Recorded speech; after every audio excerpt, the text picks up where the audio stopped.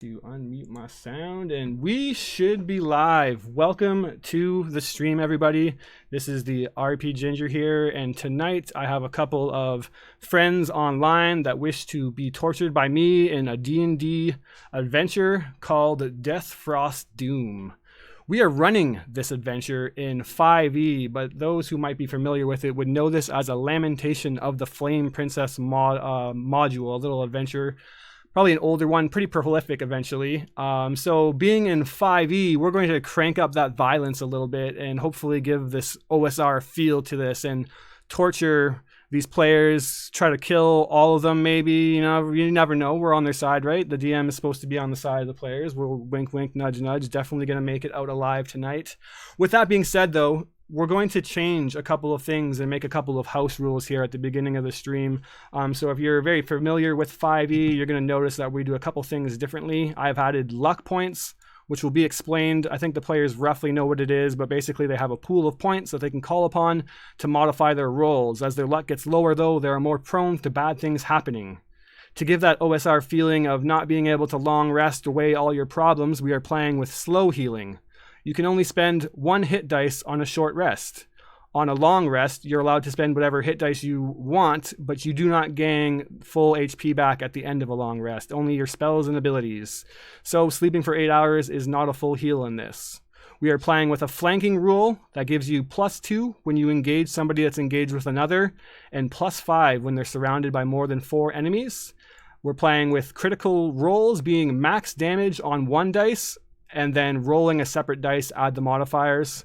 And then the last two things we're playing with is our inspiration stacks, but when you guys roll a natural 1, you give me as the DM inspiration to use against you for my nefarious plans. And last but not least is this game, this module has a couple of save or die mechanics in it. And that doesn't really translate well to 5e, I don't think, just rolling a dice and your character being dead. So when that pops up, there are going to be saves that you roll, and if you fail, you gang a permanent failed death saving throw. If you manage to fail 3 of these permanent fails, then your character just drops dead, and they are dead forever. Without further ado, though, I think I blabbed on enough about this. It's probably time. We're way behind schedule, which is fine, but we're going to get into the game.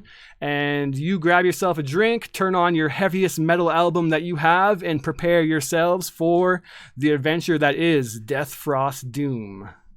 So, there is a mountain that no one climbs. It dominates a forgotten corner of the world. It shanks into the skies as if to assault the very heavens. The rocks concealed beneath are an ever-ending torrent of snow and violent winds. The mountain has forsaken all life from ever ascending these highest peaks. A fear grips over the land, and it holds so tightly that the memories of what once lived here on top of this mountain have been suffocated away. And those memories further recede, but as they do, quickly do the rumors begin to breed and fill that void. And the rumors that you all have been hearing is the rumors of gold, forgotten power that is there for the taking. It has been a long time since someone has set out to scale this mountain, but someone will eventually try. It will be someone who is greedy. Someone stupid and probably a little bit fanatical. But perhaps it might also be somebody that is lucky. You 5, by whatever means, have found yourselves in the devoured lands. You don't remember why you came here, how long it's been. You've forgotten what it's like to feel the tips of your fingers and even your toes. The feeling of warmth seems something more like a distant dream than a reality. You don't even remember how you got here, and you sure the fuck can't think of one reason why you stay. Life around you has been an icy blur and a wall of oppression. You have found yourself in a small village called the Last Bastion for the past while, and it lays buried deep beneath an eternal snow. It lays next to, a mountain. This mountain is called the Death Frost Mountain, and it steals the light from the sun for most of the day, and it replaces it with darkness and hurricane-like winds. You have made no friends in Last Bastion. The people are neither good nor evil there. They simply just are there. For to be anything else would to cease to be alive at all. They have helped you for what it's worth, but only as much as you're willing to help yourself. You've even managed to learn a few of their names if you think long enough, and for that, the work that you've done, they have told you tales of the mountain that no one ever dares to climb, stories about ascending it long ago. The records never go much beyond that point, though, for no one has ever returned from it, apparently. All know one thing about Deathfrost Mountain, though, and that is that the mountain is evil, tarnished by something terrible. Some say a devil was slain at its peak and now cursed the lands for all of eternity. Few believe that the highest peaks are a very gateway to the hells themselves. Others claim that a god has been trapped and tortured there by a demented cult, forever forsaking the land. And if you get old Ebwin drunk enough, he'll tell you that it's just an endless row of cemeteries stones that go on for as long as the eye can see, where all lost souls go to be trapped. And if you'd ever to lay your eyes upon these cemetery, your soul will too be devoured and trapped for eternity. Few agree on what is up there on Deathfrost Mountain, but there is one thing that the tales do share, and that's the tale of gold, wealth, power, and magic for all those foolish enough to make their way up there. You think of the warnings that they told you now, as each crunching, cold, exhausting step passes by. The peak of the mountain seems a lifetime away, buried behind a wall of white snow that has been slapping and blistering into your face for the past 16 hours. You've already made your trek up there, and for what it's worth, your time in Last Bastion is done. It's upwards now. To hell, or to glory, perhaps redemption, or was it damnation? The last one seems the most likely. We're going to introduce the characters now. We're going to go down from Chris to Alex to Ashley to Charles to Dan. You're going to tell me who your character is, what they look like. And as these blistering snows for the last 16 hours have been just assaulting your faces and exposed limbs, what is it that you are thinking of? What is it that you seek, that you are waiting and willing to risk your life to go up this mountain? Go ahead, Chris, tell us who you're playing. Yes, my name is Robert Hahn. I'm an Eladrin fighter. I typically steal from the rich and give to the poor, mostly the poor being myself. I'm currently wanted in both Neverwinter and Waterdeep and the outlying towns.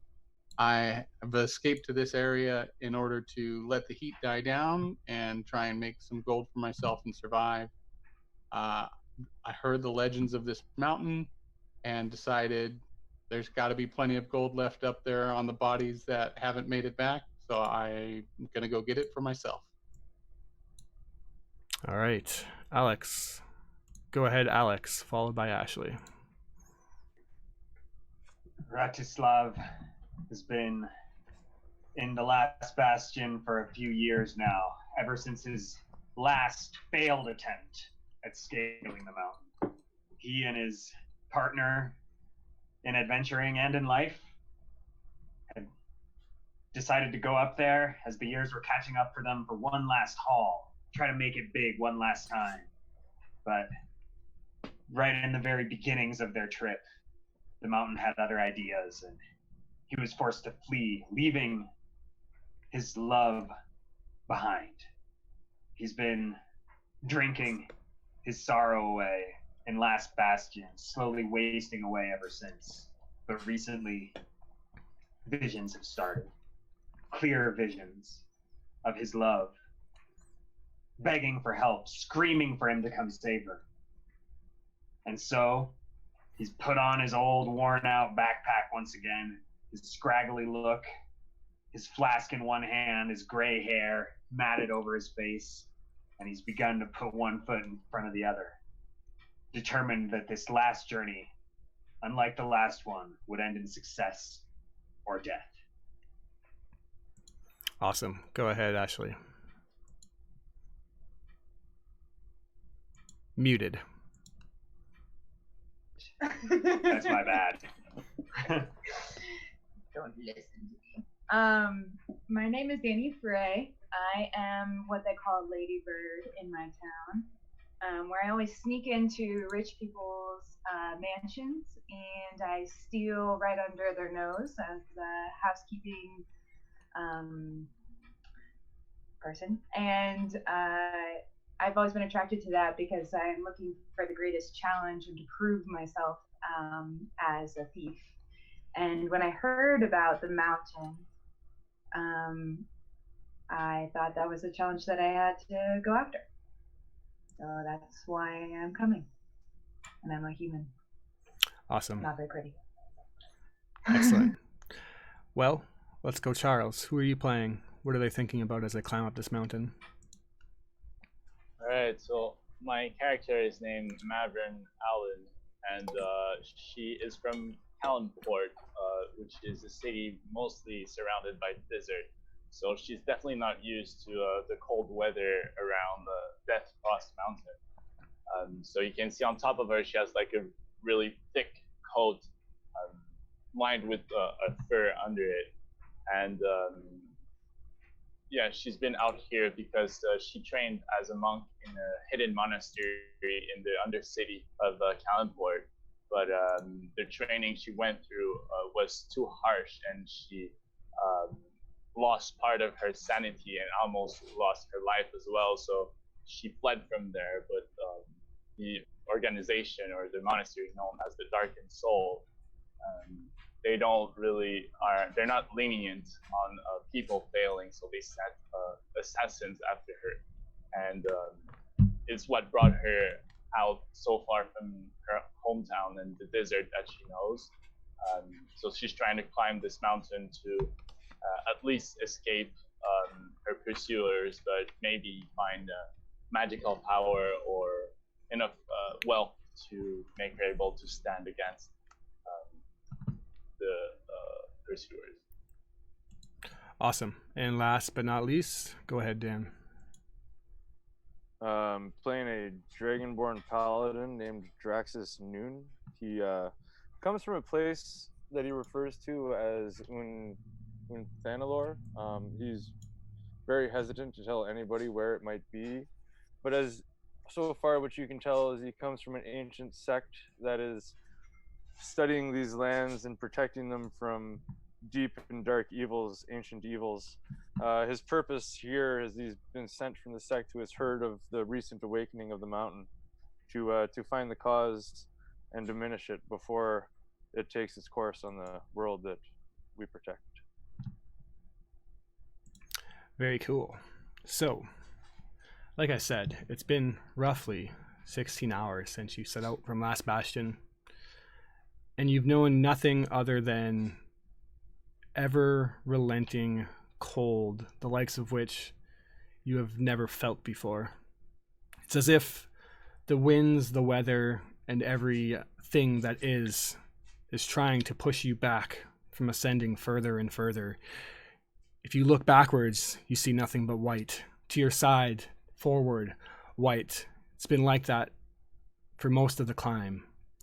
But however now, as the light has begun to fade from the day, you see in the distance a choked, dense, snowy forest of trees. They're ominous looking, haunted almost. They look angry, bulging up from the snow, no leaves or life left to them. But for what it's worth, it does give you some break from the wind. Not much, but enough to be able to hear each other and even make each other out 5 feet ahead, which is a blessing compared to what you've been used to. You're hungry and exhausted, long overdue for a rest, but you know to stop now would probably be to never start again. Sanctuary of some kind is needed up here, but you don't know if you'll find it. Everyone start by making me a con saving throw. It begins. The Eladrin, are you a snow Eladrin? You can argue with me that you want advantage if you think that you have some cold resistance. Good, I'm gonna argue it because I rolled a 1. Do you have cold resistance? Nope, I definitely don't. Oh, then you don't get a disadvantage then. I thought they would have had something. You No, can. It's just for my face step. Okay, well then 1 point of inspiration goes to the DM. 14 Yes, it is a does. pass. And a natural 1 for Danny. No, Yeah. Natural So that's a 2. 2. Excellent. I gotta find somewhere to track all my juicy inspiration that you guys are giving me. You're having way too much fun with this. This is perfect start. So anyone First that roll of didn't. the game, we give him 3 inspiration. Gosh damn it. So wait, someone else rolled the 1 too? 3 of you I guys? rolled a 1. Nice. No, I rolled a 2. Okay. Oh, Okay. all right. We got Thank Excellent. God. Anyone with 10 or less, go ahead and mark yourself with a point of exhaustion. It is Woo! time to find a place to rest, and it is time to find something to eat. What do you guys do? It's up to you now. Decide how your lives will be saved in this horrible condition. Do we have an idea of where we're heading? Up. How far is left to go? You can try to give a check, but all you see is white. I'll turn towards Ratislav and like I have like my big coat over me and I'm like you can see I'm shivering, but I'm like, are we far from the top still? You told me you've been here before. It was a different route that my wife and I took. Not this one. It was much less snowy. You see big puffs of steam coming up out of his mouth. It's freezing cold.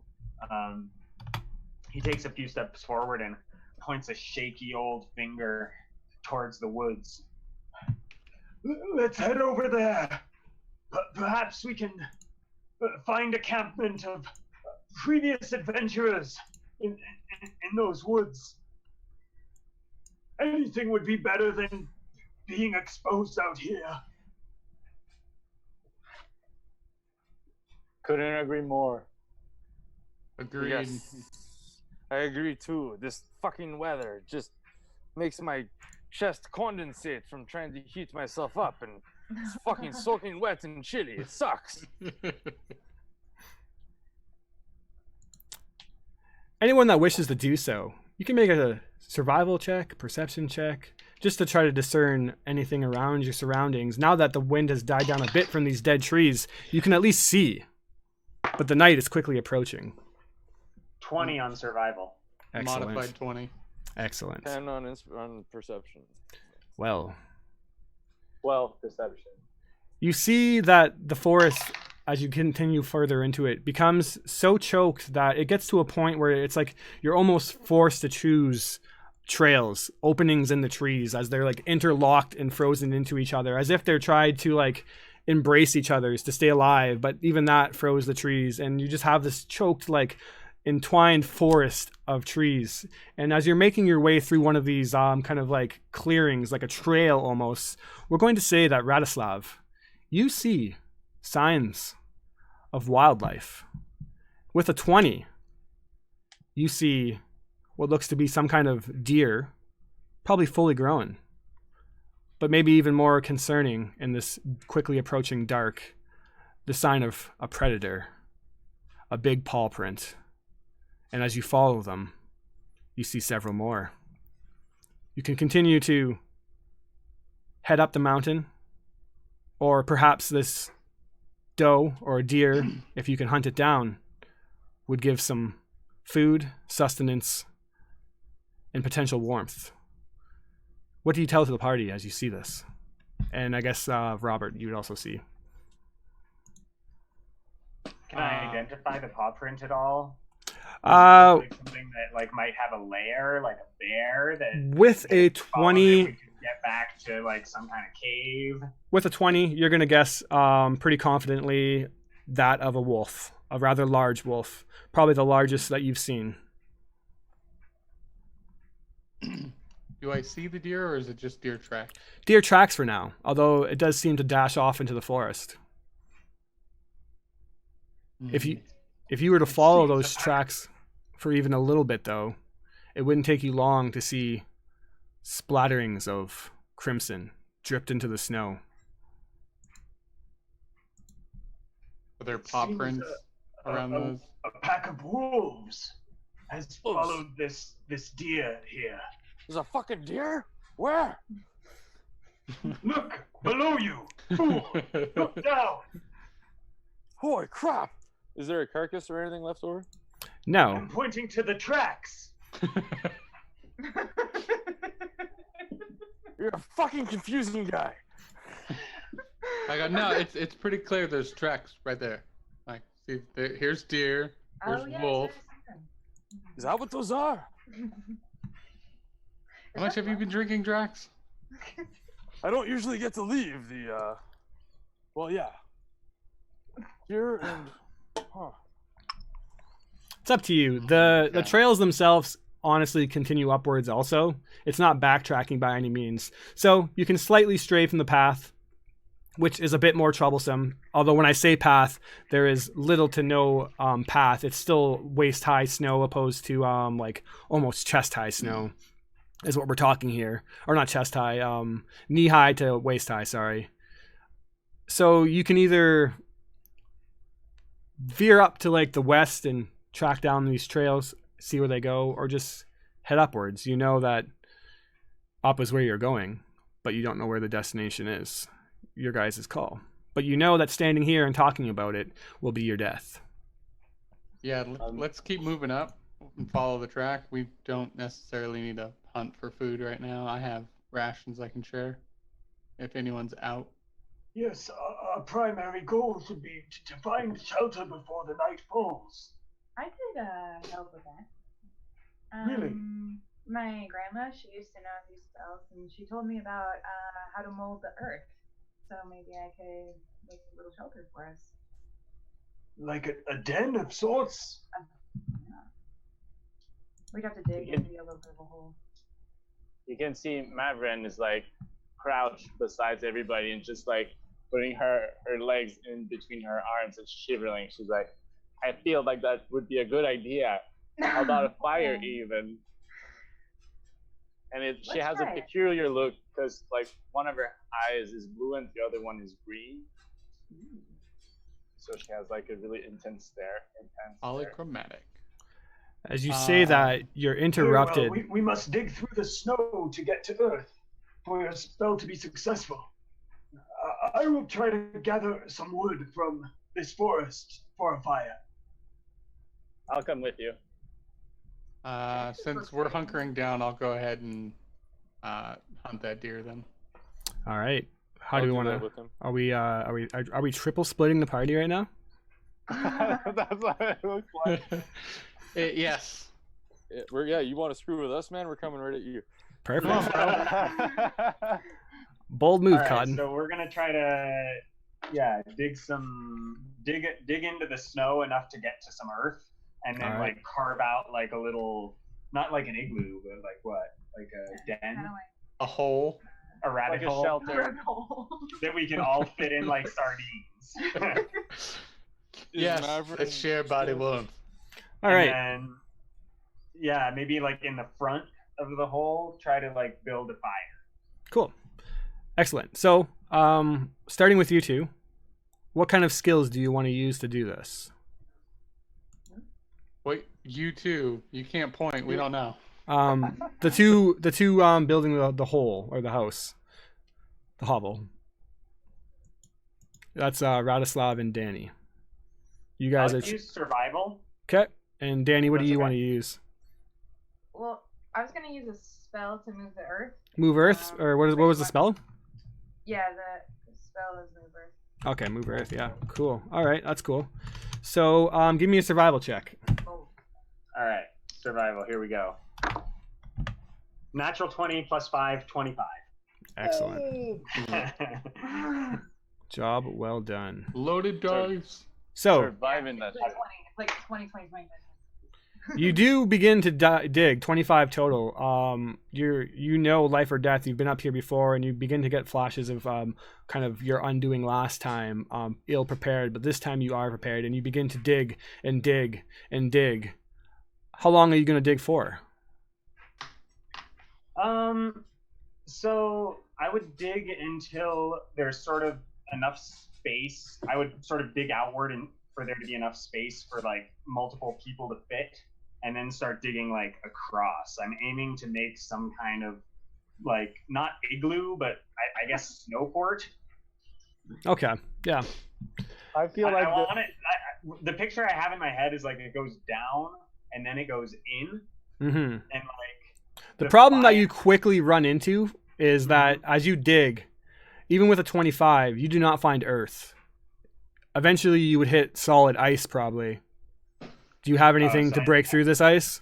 I run into ice. Yes. maybe we should just push the snow to make a shelter rather than trying to dig in out a den.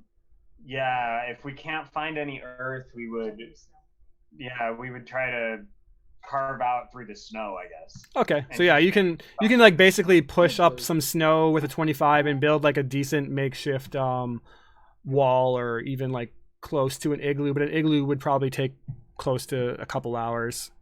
So if you want to do that while they go hunting, the hunting party, go ahead and make me a survival check as you follow the tracks.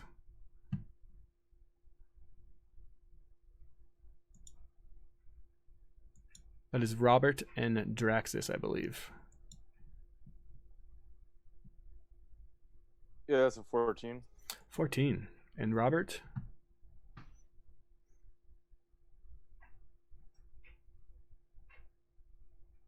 He's thinking intently about your survival roll, Mr. Pod. Oh shit! Yeah, deep in thought. Yeah, that's pretty good.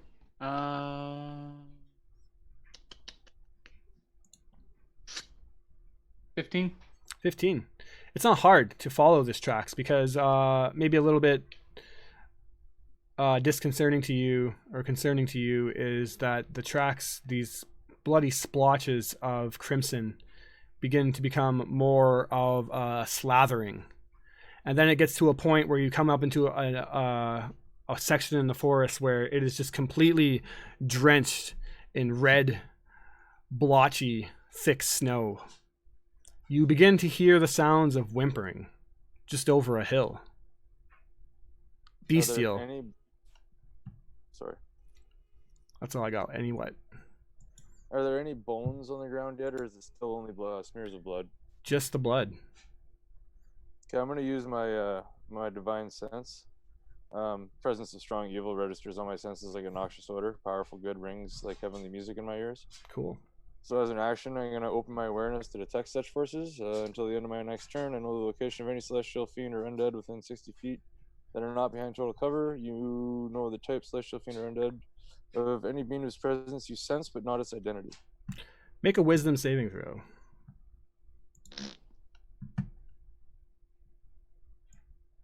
It is a 7. A 7. It's as if you've been punched square into the gut as you just exhale sharply and struggle to pull in the cold air back into your lungs. Suddenly your vision is overtaken with skin being flayed apart from bones, and the bones being broken and ripped, and the screams and agony of horror. As you look around, that's all you can see is flesh and blood, and you have never felt a more evil in your bones. You throw up into the snow. You drop down to your knees, cold, shivering. Nothing in particular registers like a fiend or an undead, but this mountain just took the legs from underneath you and threw you into the snow, and it's as if it kicks you down now as you begin to almost seize from detecting the divine sense. Robert, what do you do as you see Draxus fall over into the snow and begin vomiting and twitching in the snow and yelling because all that you now see, Draxus, is flesh and blood and gore? You are muted, my friend. Shut up, man. You're going to scare the deer. Pull it together. What do you see? What's the matter with you? All I see is that we have work to do. We must figure this place out. You hear a big sloshing wet sound, and then one long moan of pain. A bestial animal We should find that noise. We should. That's what I know. Pulling yourself Let's go. over the ridge, you see it in this opening. There's just this small patch of snow, kind of a circular fashion, cleared out in the forest, and you see a doe, absolutely covered in blood, standing there, its legs shivering, and it too is vomiting into the snow. And then beneath its legs, you see a smaller, black-furred, unmoving fawn. And as you look at this fawn, the umbilical still connected to the back end of this deer, you see that its flesh is rotted. Its eyes are not there, just sockets, and it lies dead in the snow.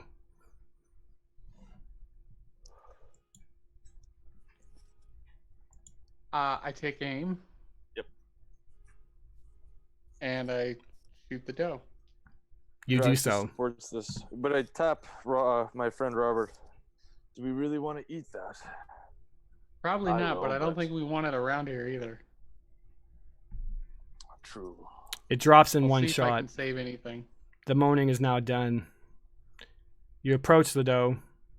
You're a Is there fighter. anything edible? You could probably harvest some stuff with a good survival check. Whatever he doesn't take, I'll eat. You definitely, as you look at the fawn, are disturbed by it. It looks like the thing has been rotten for ages, but there's still warmth coming from it. I push some snow over it to keep myself from vomiting and roll with disadvantage 7 7. on survival. You hack and mangle the dough a bit further. The meat is for some reason tougher than you were expecting. Maybe it's because your hands are so cold it's hard to even hold the blade straight. And as you begin to do your work like a untrained harvester of animal flesh, I guess. I don't got anything there. You are interrupted by a long bone curdling howl. I immediately plunge the dagger into the doe and grab my bow and do a quick 360 scan of the area. What is the rest of you doing? Marvin, where were you? While Ratislav and Danny are like digging the hole, you see her still like crouched beside, just watching, looking at them and not saying anything. It's just like staring. And she stops shivering for some reason. She's just like immobile completely. Then I assume she would hear the howl of the beast. Yeah, it's been about Is that correct? 10 minutes now since the two other individuals left, and then you hear that howling, and all of you kind of stop. It's this low, deep kind of calling to the skies, and then you wait in response for more howls to meet it back, but none do. Hearing that, I will like stand up straight, look out that way, and then like pull out from like my lower backside a long short sword. Well, not that long, but a short sword, and I'll just sprint in that direction. You see Marvin take off, Radislav and Danny, following the tracks that Robert and Daxus left behind 10 minutes ago. What do you do as you're maybe 10 minutes in, just beginning to get like the foundation of one wall that's oppressing from the winds the most? What do you two do? This can wait. We need to stick together. There's safety in numbers. And I would start to follow. So I have a 45 movement speed, and I would like to approach stealthily. I'm a wood elf, so I also have Mask of the Wild, if that helps me to be stealthy or hidey or whatever. Exactly.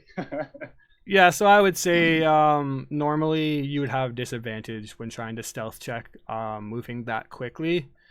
Being a wood elf, this doesn't really count as much as a forest, but I will let you cancel out your disadvantage. Sweet. Should I roll the stealth check? Yes, you should. That's a big old 9. 9, excellent. Robert and Draxus, that howling sounded close. As you look around, give me a perception check.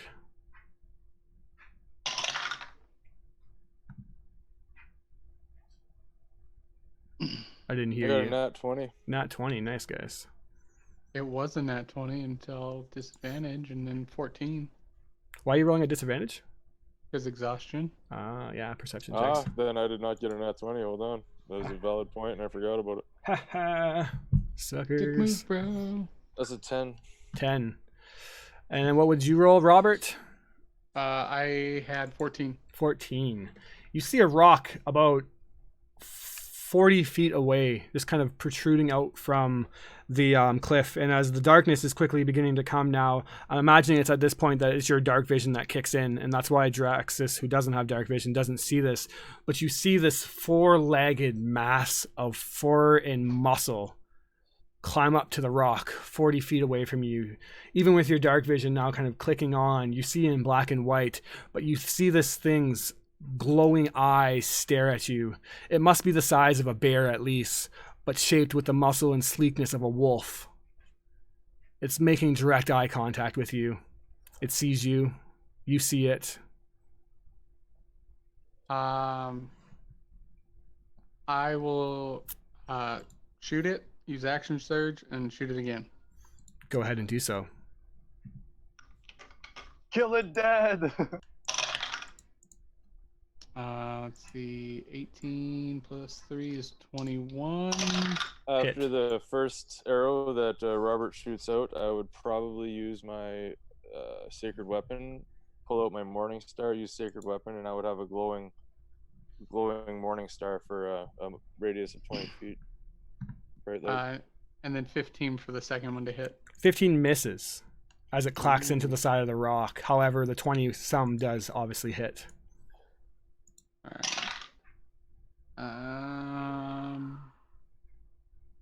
9. 9 damage. You pull back the string, the arrow whips through the air, sailing through and sinks into the hindquarter, or basically the shoulder of this wolf. It lets out a growl of anger. As you quickly reach back to your quiver to pull out another one, though, you see that it is no longer there. That's when Marvin and Radislav and Danny, Marvin first, obviously, and then Radislav and Danny a couple minutes behind, all come to the clearing, and you see this horrible hack job of a doe and its fawn, unfortunately, laying in a mess of blood. What the fuck is that? Doe is me, fawn is not me. Draxus will just take a leg of the doe that was left behind, and I'm going to start eating on it with my divine health. I don't have to worry about disease, so I'm just snacking down on the leftovers from everybody else's food. Marvin is gonna get closer and just like really curiously start poking it and like pulling on some bits and stuff, and just like being very curious about all this blood and gore. Yeah, there's a lot of it. The land is tainted here. Yeah, no shit, old man. Is this what howled like that? That's very weird. Probably just died in his belly a little bit young. Had a rough life, in there. Rough lack of life. Yeah. You've secured pretty some rough. food, though, and now you Let's fear. salvage what we can. We've begun a shelter back in the forest. I think we have the strong foundation of a good place to sleep for the night. Absolutely. Can I roll a perception check and try and look out in the surrounding trees if I see anything that? Yeah. Or even I would like go around and like. Are you're walk human? Like maybe. You're human, right? I'm Elven. Alvin. Okay, so yeah, go ahead and roll. I would go like maybe a 20-foot like perimeter and see if I can find like tracks or anything that's around. Go ahead and give a roll.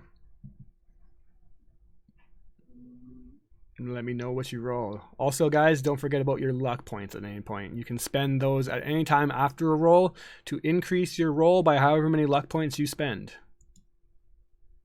22 on perception. Yeah, you see the wolf's tracks, and it darts off quickly. Basically, huge gaps from it. As once it comes down from the rock, it seemed to break off into a full sprint. As you follow it a bit further, though, you come up to this kind of lone ridge that carries up a bit more. The forest kind of going with it, and the trails break off, and you see that there are several more paw prints. Different in size, smaller than the one that made itself clear to Robert was, but you see that there is definitely more wolves around here. And what was the roll again? 22. 22. In the distance, upon that ridge, you swear you see smoke. Faintly billowing. All right. I'll head back to like where the rest of the people are, and I'll tell them. I think there's a fire over there. There seems to be a lot of wolves as well, or whatever that creature was that howled earlier. Smoke could mean shelter. Yes, that's what I'm thinking. Being hotter would be sweet. I like this plan. I don't want to sleep in a hole because that's what graves are. Let's go find this smoke. Agreed. Welcome. Smoke it is. I'll show them the way, like from the tracks and where I saw the ridge. For me and anyone else, I do have a 20-foot torch, basically bright it too. So Yeah, anyone without dark vision will need to rely on firelight or be walking basically blind now. There is a bit of moonlight, I guess, but you're definitely not seeing clearly. If you do continue Here, towards... Drax. Hold my hand. Holding I hands. would like to walk outside of the range of the light, like walking in the dark in front. Yeah. Now, the problem is that smoke is a bit of a distance away. You are going to need to bulk down for at least what you suspect an hour. And being this far into the night now and going, it is going to be one last good haul. Go ahead and make me another Constitution saving throw as you really push. I so guys- should have picked Red Dragon. Remember your luck. Shoulda. Con save 24. Good. I don't have 2 levels of exhaustion. I Is actually, 10 good enough? 10 is good enough, yes. All right. with disadvantage, still an 18. You're No, not at you don't have disadvantage on save disadvantage. throws. Only skill checks. For now. I got a 5. Nice.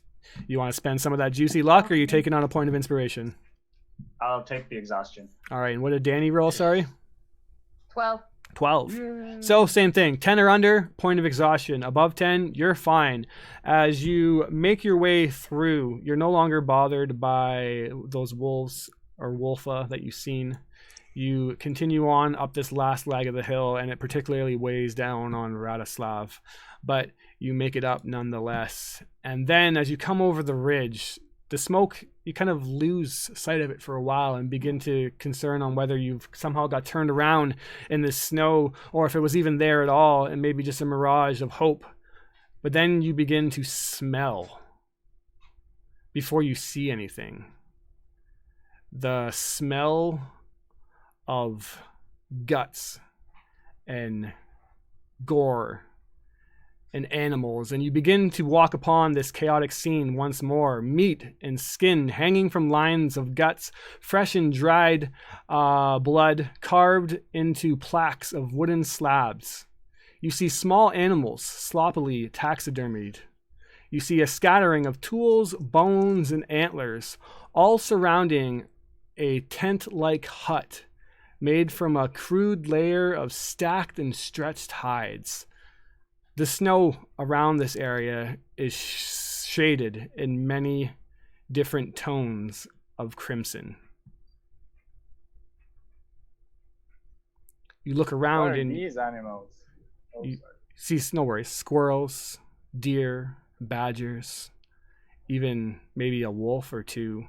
And as you begin to look at the camp from a distance, you see that there's these wooden crosses and plaques that seem to have something crudely written into them. You're a good distance away now. and you do see a faint fire billowing from inside that tent. Even though the scene is a bit horrifying, kind of finding this sign of life this far up a mountain that apparently no one ever dares to climb, the fire still tempts you. Just seeing that little bit of orange crackling light and the knowing of those fingertips that you no longer know if exist being warmed up even the slightest begin to pull at your very souls to approach. What do you guys do? I think if Mavrin were to come back and just continue coming back to fill us in on what she might see before we do, I'd ask her, does it look just like a normal trapping hut, or does it look evil in some way? Oh, it looks sweet. Looks like a fire. I'm sure we found some friends, and we have a lot of little animals. We can use skins if we're hungry or if we're cold. Looks sweet, I think.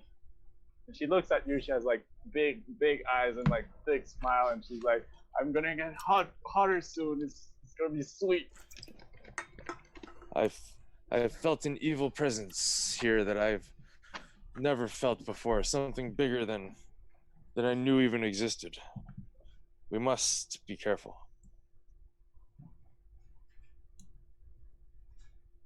And at that, she gets like a little bit, looks bummed out. She's like, okay. And she goes back out. I agree with Draxus. This scene is surely an affront to the natural world and the natural order. Whoever lives here is no friend of the Druids. If they welcome us, they can be my friend. Pipe down, tree hugger. It's time to get warm. And I head off towards the smoke. All right. You head off towards the smoke, walking up, and you see, like I said, the first thing is written on one of these skinned animals and nailed into one of the wooden kind of slabs of wood, is written in common, actually, the name Maribel Walker. See other... As soon as I get closer to the animals, I'm gonna start petting one and like speaking to it like really close, but you can't really hear what I'm saying. Just like yeah, its beady dead's eyes just seem to always stare at yours no matter where you look at it, but it doesn't answer back. I'll nudge Marvin and be like, "Oi, that one's dead." Good luck talking to it. Really? You also see that on several other of these plaques are attempts to spell Mary Bella Walker. Some spelt like M-A-R-I, and then scratched out, and then M-A-R-Y-B-A-L scratched out. Several attempts to actually get the name spelt correctly. And even now it looks like maybe that of an adolescent wrote this in bloody kind of fingertip writing.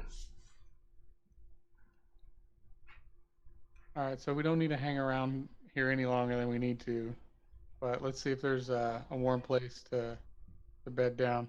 Perhaps it would be worth it for one of our more sneaky members to go check out the tent first.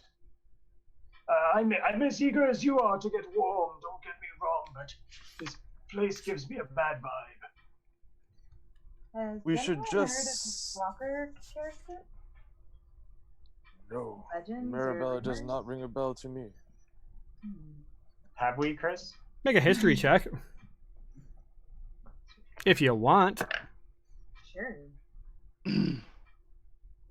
I'm not proficient in history, so I Oh. don't think I Maribel sounds like a girl I knew once. while you guys are chatting, Mavrin is still like besides one of the squirrels or badger or whatever, and you can see there's like a dark shadowy figure that's just like riding the squirrel and it's looking like it's like a cowboy, and I'm using minor illusion to do this. Excellent. That's funny. 13 does not ring a bell. It doesn't seem like anything noteworthy of the histories that you are studied in. Is someone approaching the tent?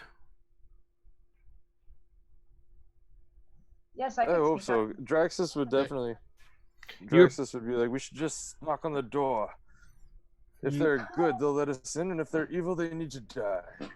Okay, you knock on the front door. I'll sneak behind and see if there's a back door. The And tents. I'll sneak around the other side. You guys Drax sneak is around, always- surrounding the We're tent. doing a Maybe you triangle should approach check it out to this first. tent. We're splitting the party. Absolutely. You guys begin to surround the tent, intently waiting for whatever horrible evils will bust out of it. Draxus confidently approaches and looks to maybe knock, but the tent's front door is just a flapping thing of stretched skin. You peek it open. Blah. A faint fire barely glows there, but the warmth, even though it's slight, just calls to you. You see a bedroll laid down, some clothes hanging out to dry, some badly in-shape tools like an axe that has so many chips out of it that you doubt it would even cut down wood anymore. You see a stump that's used and stained in blood, seems to be some kind of cutting board that is used, but no individual in there. And then suddenly, as the moment of like suspense, you guys lift up the tap, and what do you see? Someone calls out. You are all taken by surprise as you hear, "Well, hello there. Y'all must be lost way up here." And you turn around, and you see a man who is just a messy fringe of hair on top of his head, like someone just flattened grayed straw on top of his scalp, and it just sits there blowing in the wind. His face is wrinkled and flabby as if it has been aged for centuries even. These pointy kind of ears flap a bit and sag on themselves. He's covered in improperly treated furs of animal skins, as if he doesn't know how to properly treat and dry out the skin, and you can smell him as he approaches. He's hunkering down, kind of like an old decrepit hag, but you see this kind of furry bit of beard on his face and patches, this long pointed nose and sunken eyes, and he currently has a thing of badgers, 6 of them, strewn over his back, and a old bow with frayed strings, or a flayed string that he's leaning on. And he says, "Y'all must be lost. I haven't seen anyone in I don't know how long. Come, it's cold outside. Would you like some fresh badger tails?" Where is he? From behind you, seems to be returning from a hunt. So I'll just like step back, surprised, scream, and be like, "Ah, who are you?" And I'll point at him. Oh, You smell bad. yeah, I reckon I probably do smell pretty bad. It's been a while since I last bathed. What was it? Maybe centuries ago. It's kind of hard to get water up here, but I don't know. You don't look like you smell so good either. The name's Zeke Duncaster. Please share my fire. Share my badgers. I just caught them. They're great this time of year. Gladly. Sounds delicious. I'll pinch my nose and step back a little bit. I'm like, "This smell really smells bad." Yeah, he smells absolutely awful. And as he limps, his one right foot he really seems to kind of tend to as he limps on it heavily. And it takes him just a bit of time to even make that short distance to the tent. He pulls open the flap, chucks the badgers in kind of nonchalantly and says, Come join me by my fire." I join him. Me too. All in, 100%. Same. That's Can I inside check him and see if he has like alternate motives? Sure. I'll grab some badger and start cooking it. 20. 20. Yeah, you're 100% convinced he's going to kill you at any second. Just kidding. Is this serious? No, he seems crazy. He seems like an old, decrepit elf that you don't know how long has been alive for. Even for elf standards, he seems old. And he kind of goes in and he sits down as you prep his badger and say, "Oh, be careful not to damage the tail too badly. That's the best part. Extra chewy. Last you for days if you do it right." And he smiles at you, and surprisingly, his teeth are still there.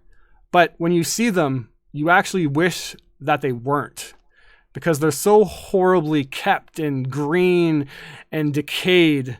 This jagged mouth smile comes to him and he says, I've been chewing on this piece, and he spits it out, for about 10 days. Still as good as the day I put it in. I will attempt to cleanly cut off the badger tail for him. Survival check. Yeah, that's pretty good. Yeah. 16. Having some practice with the deer, and now the fire warming up the tips of your finger finally, after hours, you finally feel your tips again, and you begin to work carefully and flay the badgers nicely. He says, Oh, someone who's cooked badger tails themselves, I can see. Good to see another connoisseur of the elegant meat of the old badger tail. A life on the road, you get used to eating whatever crosses your path. Fair enough. I haven't eaten in a couple days, but I reckon this will hold me over for a bit. Radislav crouches down and starts warming his hands by the fire, maybe throwing a few extra sticks or logs onto it. So, Zeke, what brings an old man like you to make his home in these unhospitable parts? Well, I've been up here ever since I can remember, and probably longer than that. My ancestors were born here, and my ancestors before them, although this place became rather inhabitable. I just stayed. It's always felt like home for whatever it's worth. It's not very nice. I haven't talked to anybody. I actually only talk to my little friends. And he points to some taxidermied squirrels and whatnot that look just like as if he had no clue what he was doing. The flesh is sagging on them and long rotten and producing this awful smell. What about... ignoring... Go ahead. Yeah, he just kind of trails off as you ask him that question. What are you doing up here? It's just been so long. I just working so hard. And so your ancestors were born here? Yes, they were. Do you know the history of the mountain? I know of some of its history. Is there anything you can tell us? The mountain has a long history. I have been here for centuries. My ancestors, centuries, and even they do not know the beginnings of this place. I only know what I've lived through. The tales that my ancestors told me, the end of those that wished to bring the worst to the world. They did so much, so many cruel things.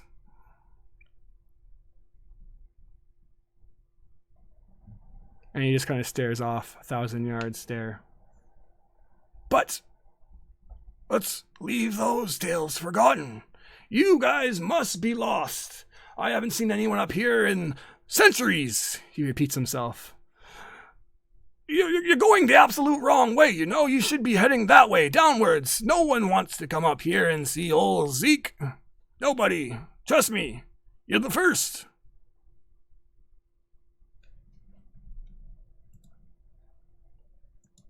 And then he pops some badger into his mouth. I need to get to the top of the mountain. Or at least to somewhere to find whatever evil is in this place. He pounds his dagger suddenly, violently into the cooking stuff, the cooking board, the stump, and says, No one needs to go up there. No one! I do. Calm down, old timer. We'll take care of this. You don't need to, have a heart attack. You don't understand. You can't go up there.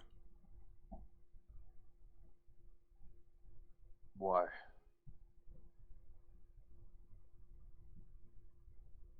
He stares at you in the eyes. I won't let you. I must. You're going to have a hard time stopping us. What? You're gonna come up here and attack an old man? No. Not after you've let us into your house and fed us. Then eat my badgers, sleep off the cold, and do the only thing that any sane person would do, and turn around. For if you continue, you will never come back. Have you ever been up the mountain? I go up once a 10-day. We could accompany you. You could help us. I've just returned.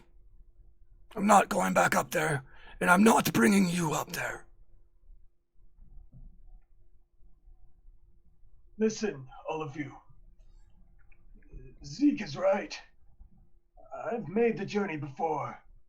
I don't know what you're running from back home for any of you, but you'd better think long and hard about how bad it could possibly be if they found you. Up there, it's only cold and doom and danger. If you wanted to turn back, I would understand. I know we set off on this together. Okay. See, seems like a good idea, actually.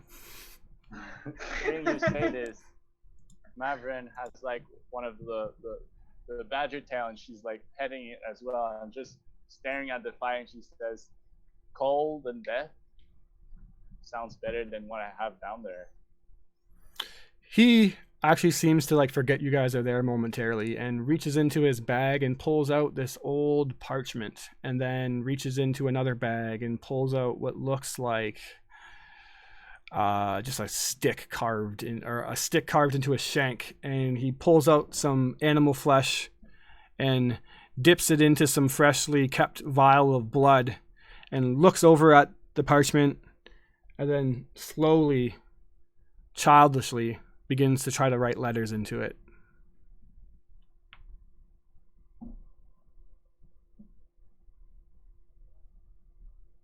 What are you writing?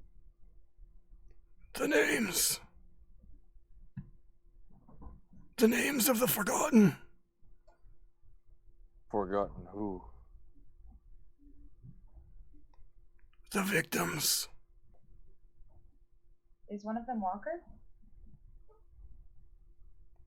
I. And Aaron. Clyde. Jessica. Vin Leyland. The list. It goes on. And on. And on. When I was young, my ancestors, they told me of the evil that once lived up this mountain. It was destroyed, but not before they taken thousands of innocent lives and piled them in graves, mass graves with no proper rituals, markers, or nothing, lost to the gods and human memory alike. No one cared for them, and when the evil was gone, that was all that mattered anymore. My grandmother told me to never forget them, though, for they were real men and women, and children, too. These people, they did not care who they killed. But the ones that died, they did things. They had dreams and goals just as you or I did. So, my job is to put their names on stones so that their names will not be forgotten, and the dead may finally rest one day. I've been doing it all my life, and there are still so many names. I doubt I'll ever finish, or even come close. I'm too old now. In the journey, I don't know if I'll make another. So many names. So many names. I know how you feel on that front, my friend. And I put my hand on his shoulder.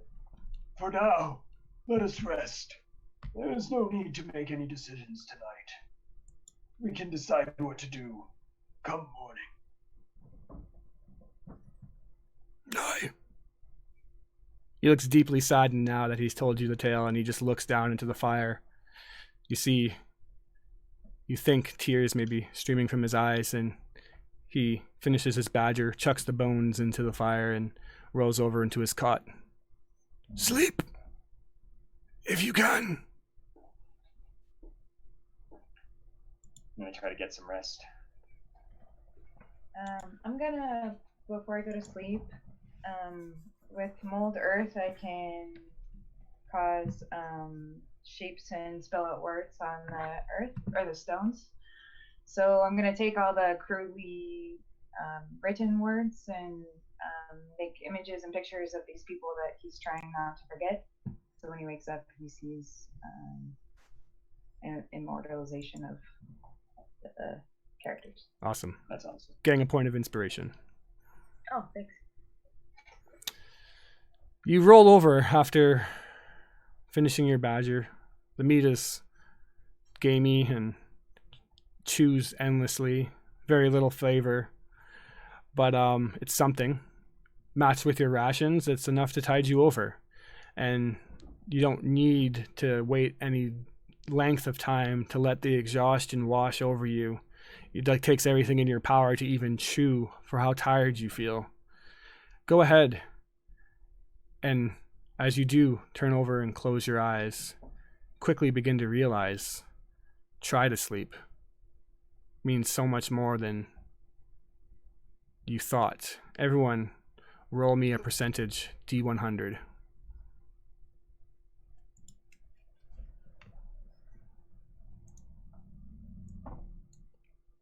$97. Is 2 good? We'll find out because I got 97.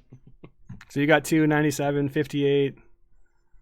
Who are we missing? Danny 46. What did Draxus roll? 65. Nice. So you close your eyes, but you're caught into that weird, if anyone's has ever had like sleep paralysis, you get caught in these weird dreams where it feels like there's a weight on your chest. And some of you have the format of a dream where someone, a wolf, a great wolf, probably this is Robert that has a dream, is entering in the tent and his mouth is dripping full of blood and he's coming in to snack on you all, but you can't do anything to pull yourself awake. Others just hear the horrible cries of their past calling for them, calling for help, but cannot rise. However, Marvin, you are brought to a much worse dream. Blackness. Your fingers up. Yeah. Trance. Much yeah, worse this trance. Yeah, sorry. I guess you don't dream. Do elves dream? I don't know. This is kind of you're getting. Yeah, no, we trance, bro. You We only need 4 hours. You get. Elves don't dream. Yeah, that's interesting then. Even still then. She will tonight. Visions. So this is not, then you would know this not as a dream. dream. Yeah, this is not a dream then. So I guess this is probably real life to you then. You get some kind of vision because blackness begins to surround you in your trance. Just emptiness all around blackness. And normally that's probably where you try to go. Try to go and clear out the surroundings when you're in your trance, just complete absolute nothingness. But this is different. As you're in the blackness, you feel vulnerable and exposed and helpless. And you try to snap out of this helplessness, out of this trance because you don't like where it's going. But as you go to open your eyes just open and they're in this trance. You look around. Why? This has never happened to you before. And in the darkness that you see completely surrounding you, you hear a voice deeper than any you've heard before. You are afraid. It questions.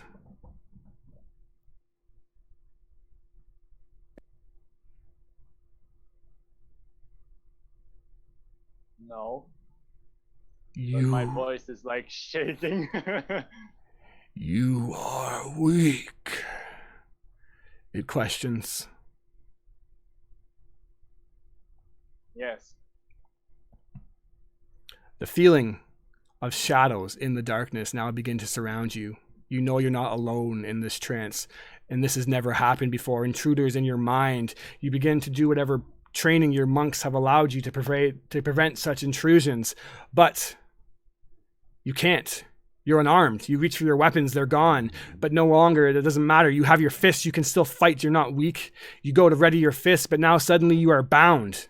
You go to cry for help. You know your friends must be near, but your mouth is gagged. The shadows grow closer and closer. They've been waiting for this moment. You know they've been following you. They will always be waiting, and they will always be right behind you, waiting for a moment of weakness just like this. You can't escape them. But the voice, I can help you. Can help me, you said? Yes. That power that you seek is waiting. Climb. Prove yourself worthy of true power. Prove yourself not weak. Only then will you have what you need to destroy those who haunt you.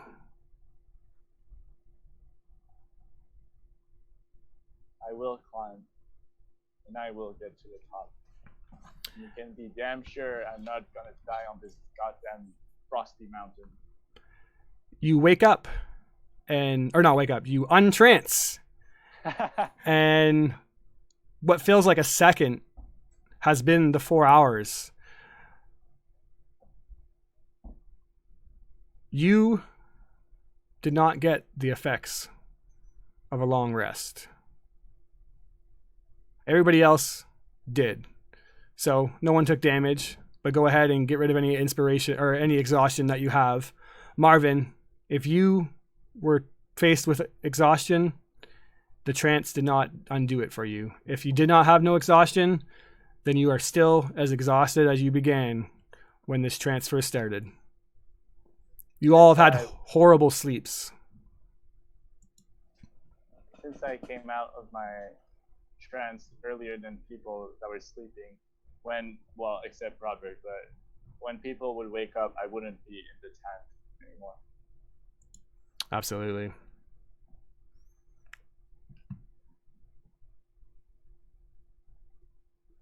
It seems the young woman has chosen the better path, and for that, I am glad. She has gotten back. I guess you're right. Oh well. One less to worry about. I'll correct them both and go, no, she's just outside. Oh, shit. Whoa, never mind. Danny comes back in. It's all right, old timer. Well, shall we proceed then?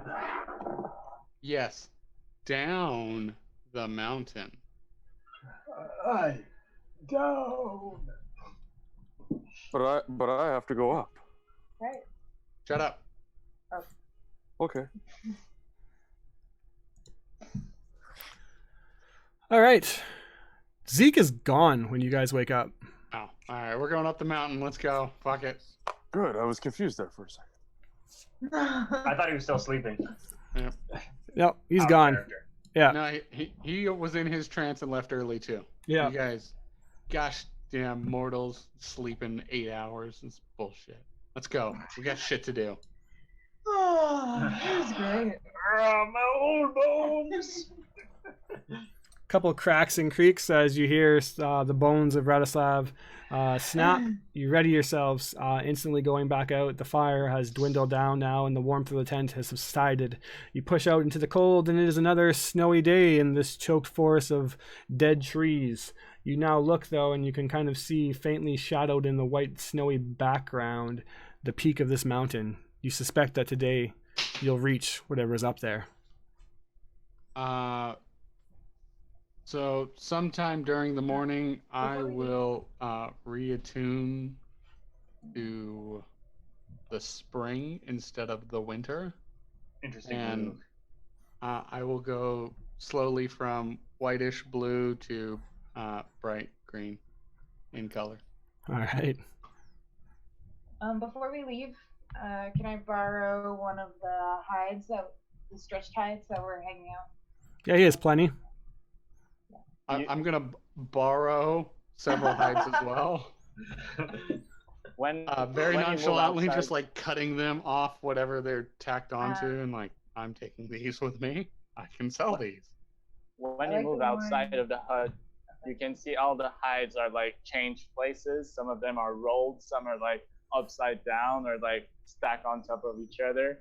And Marvin is just like having fun and moving shit around. Excellent. Nice. Good tactic. Good tactic. You begin to head up once more. Eventually,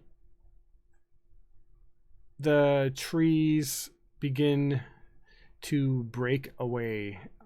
Slowly, you suspect that the forest is going to end soon, and the little sanctuary from wind that it gives you is probably going to end. Is there anything in particular you guys are doing?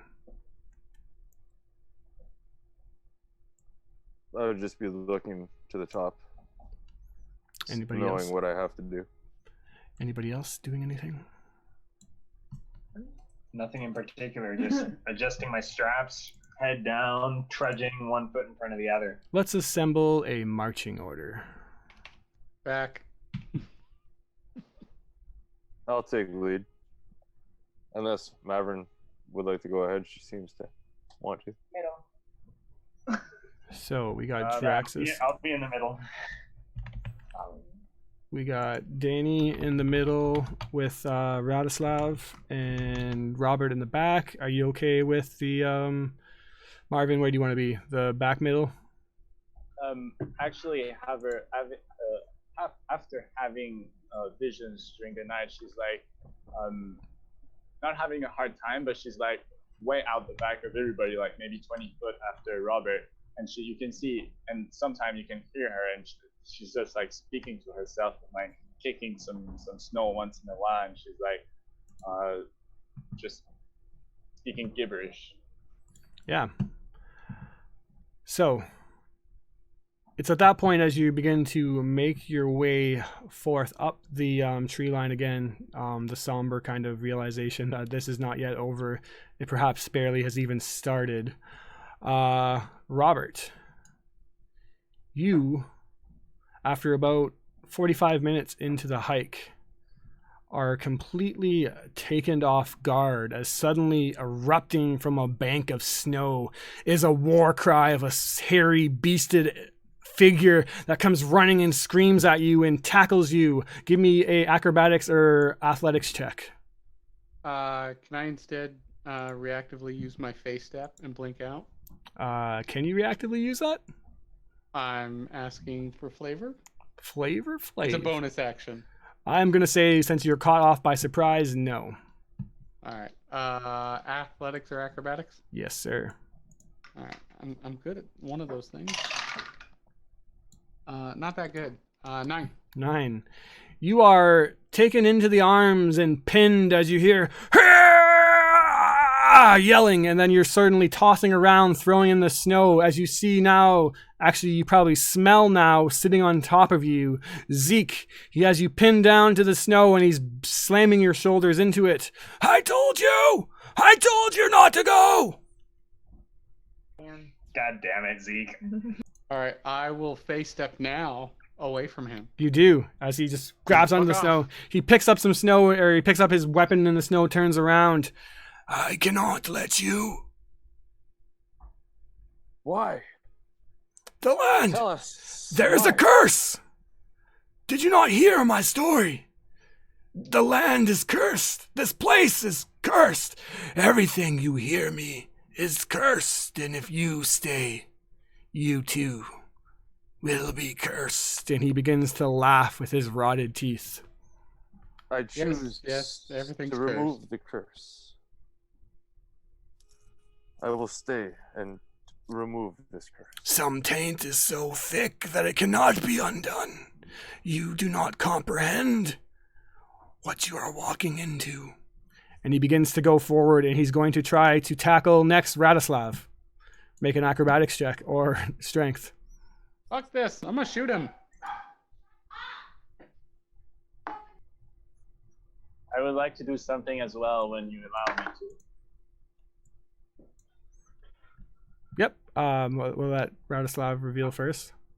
I got an 8. 8. He is surprisingly strong for an old decrepit elf, and he too now grabs you and he has you in a bear hug, and he says, You understand?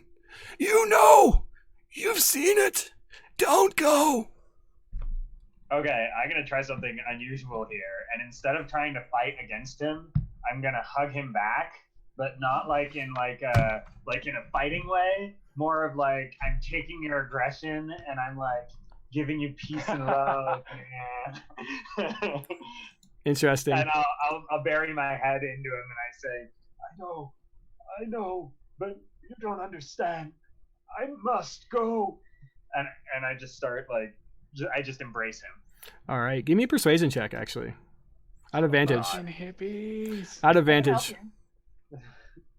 I'll do my best, guys, but this isn't. Old man's love. Oh, I rolled a 19 minus 1 persuasion is an 18. Woo. You kind of quiver as you take a big whiff of him being this close and gag in your mouth. But you hold him, and he says, You've lost someone up there, haven't you? I have. Her name is Monica. I left her to die up there, and I haven't been able to sleep ever since. I have to find her. I know she's still alive. I've been having dreams. I had one last night. And he grabs his flask and takes a deep swig, wipes his mouth on the guy's shoulder. You get some crust of gore that's stuck on his shoulder into your face and have to wipe that out with your hands, and it got in your mouth a little bit, but you will not I left her to die, Zeke. You will not find what you're looking for up there. But I can tell there's no convincing you.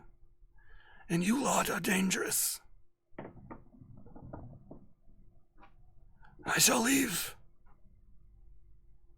I cannot persuade you to do otherwise. But remember when the monstrosities that wait, the horror overtakes you, the regret, the damnation, and darkness swallows you. Remember I told you. And he begins to walk away. When he walks away, I'll stop him and grab his arm and I'll look at him super intense. I'm like, what is this darkness? I saw it.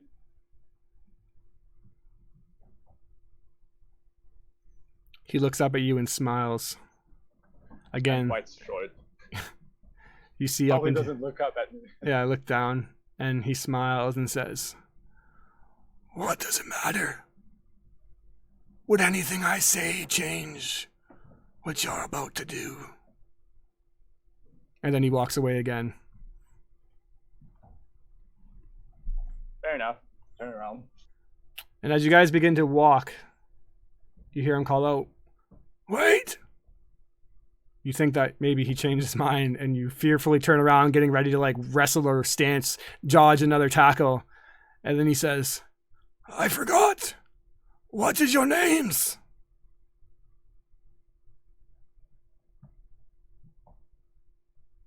Drexus Noon.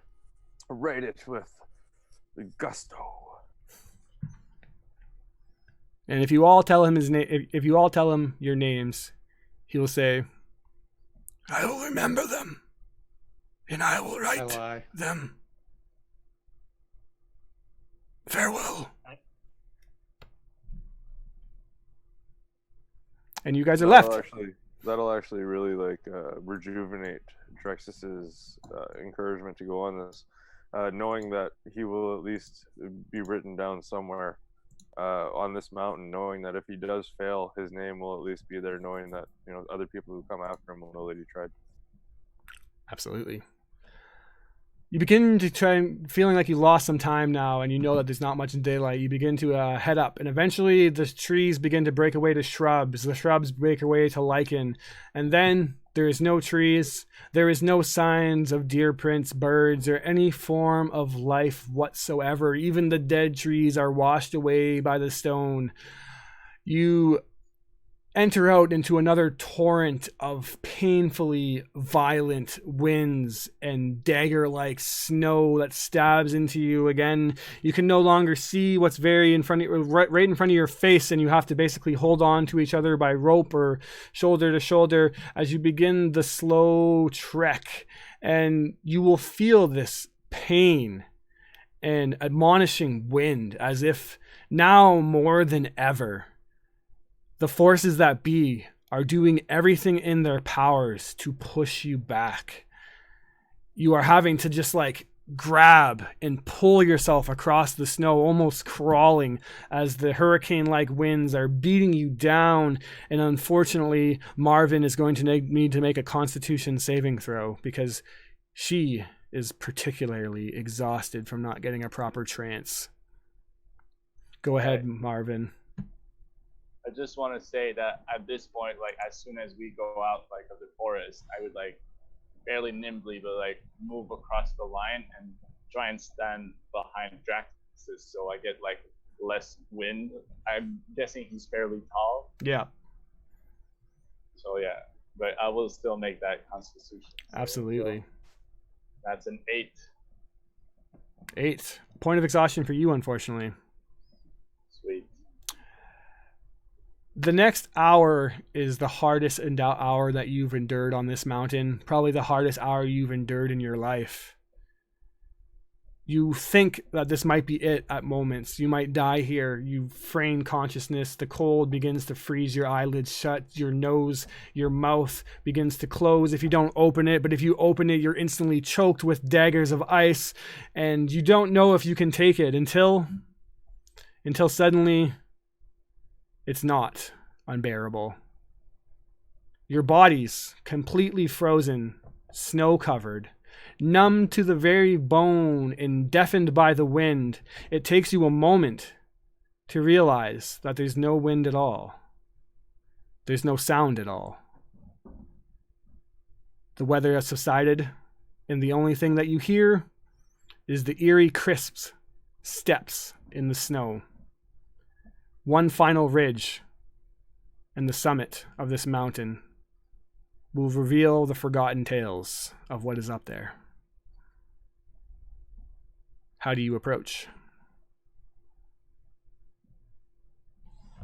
With power.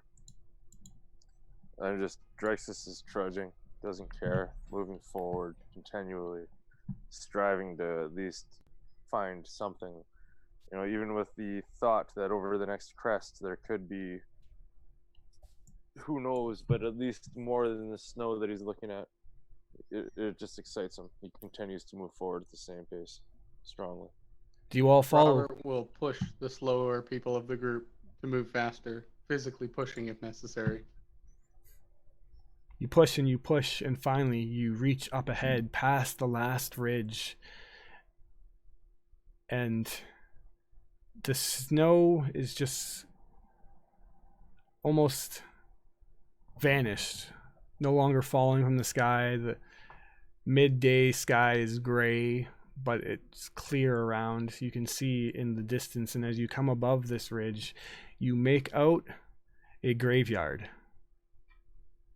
composed of hundreds of thousands of gravestones, small and large mausoleums, angel-like statues, all just haphazardly sitting in this valley at the peak of the mountain. Almost endless are the rows of stones. Crunch, crunch, the step of your feet is all that you hear. You begin to approach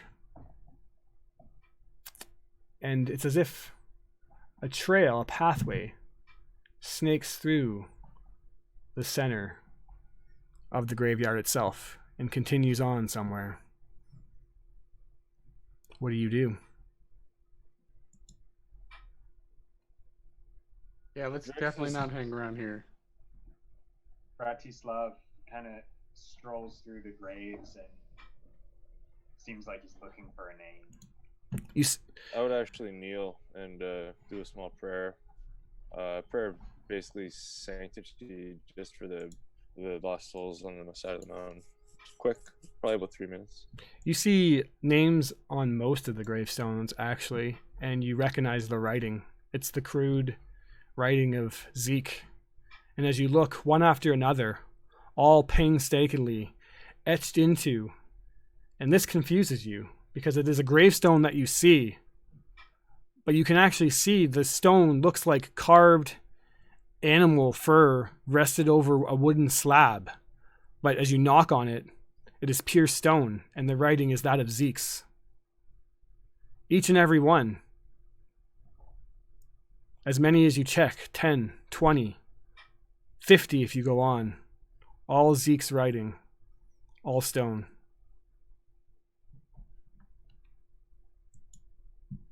So it looks like the materials have been sort of petrified, maybe? Does seem that way. Like it originally wasn't stone, but Very, if I very touch much it, so. it feels like stone? Very much so. Gotcha. Are there any urns or any kind of tombs? Any kind of what, sorry, was the last part? Like tombs or like Like a mausoleum? mausoleum, yeah. Let's give a perception little bit check. bigger. Sure. That's good. 6. 6. Yeah, there's like mausoleums. Sure, they're not like big and particularly large. A couple of them maybe can hold like a single kind of coffin in it. That's good to know for shelter if we need it later. Yeah. Danny would kind of go over there and see if she could pick the lock or get in somehow. Anyone else that wants to make a perception check, feel free to do so. Classic rogue move. Very much so. Robert's ready to keep going. He's Sure. not too keen on I'll hanging give out. the perception a go. Oh, That's an yeah. 11. 11. Anybody else?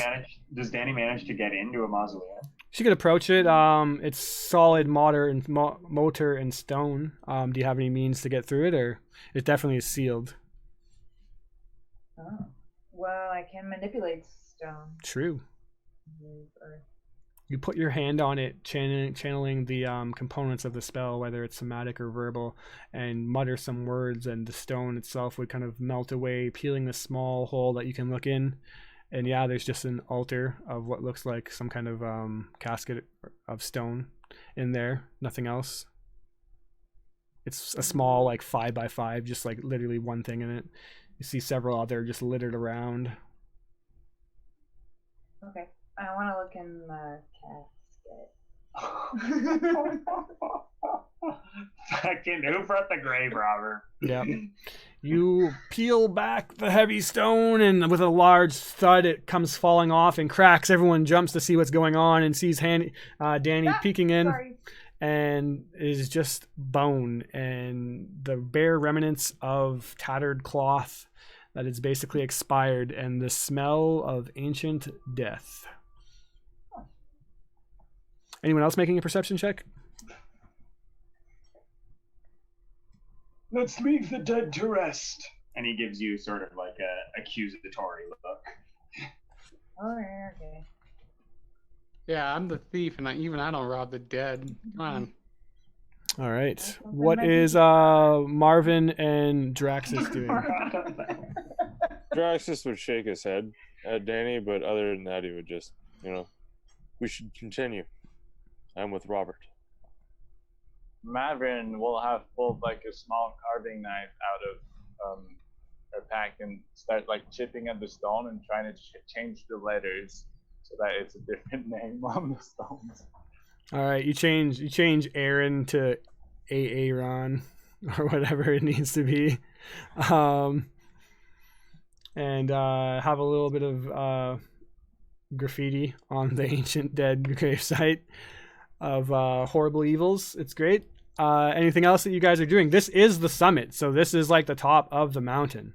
Oh, this is it. This You is said there was a path that continued onward, though, right? into the pathway seems to continue into the grave, and then as you look around, it's just like literally the top of this mountain is just rows upon rows of waving gravestones as far as you can see. If you want to look around, you might be able to discern more, but a 6 from the rogue definitely is not going to see anything other than the dead bodies, or the dead body You in say the... that the road continues into the graveyard. I imagine that there was just like there was like a mausoleum at the outskirt of it, I imagine, because there's like a couple, like maybe dozens of mausoleums, all like this one. Definitely way less than the gravestones themselves, but... Drax has got an 11 on perception as he's preparing to continue on with Robert. All right.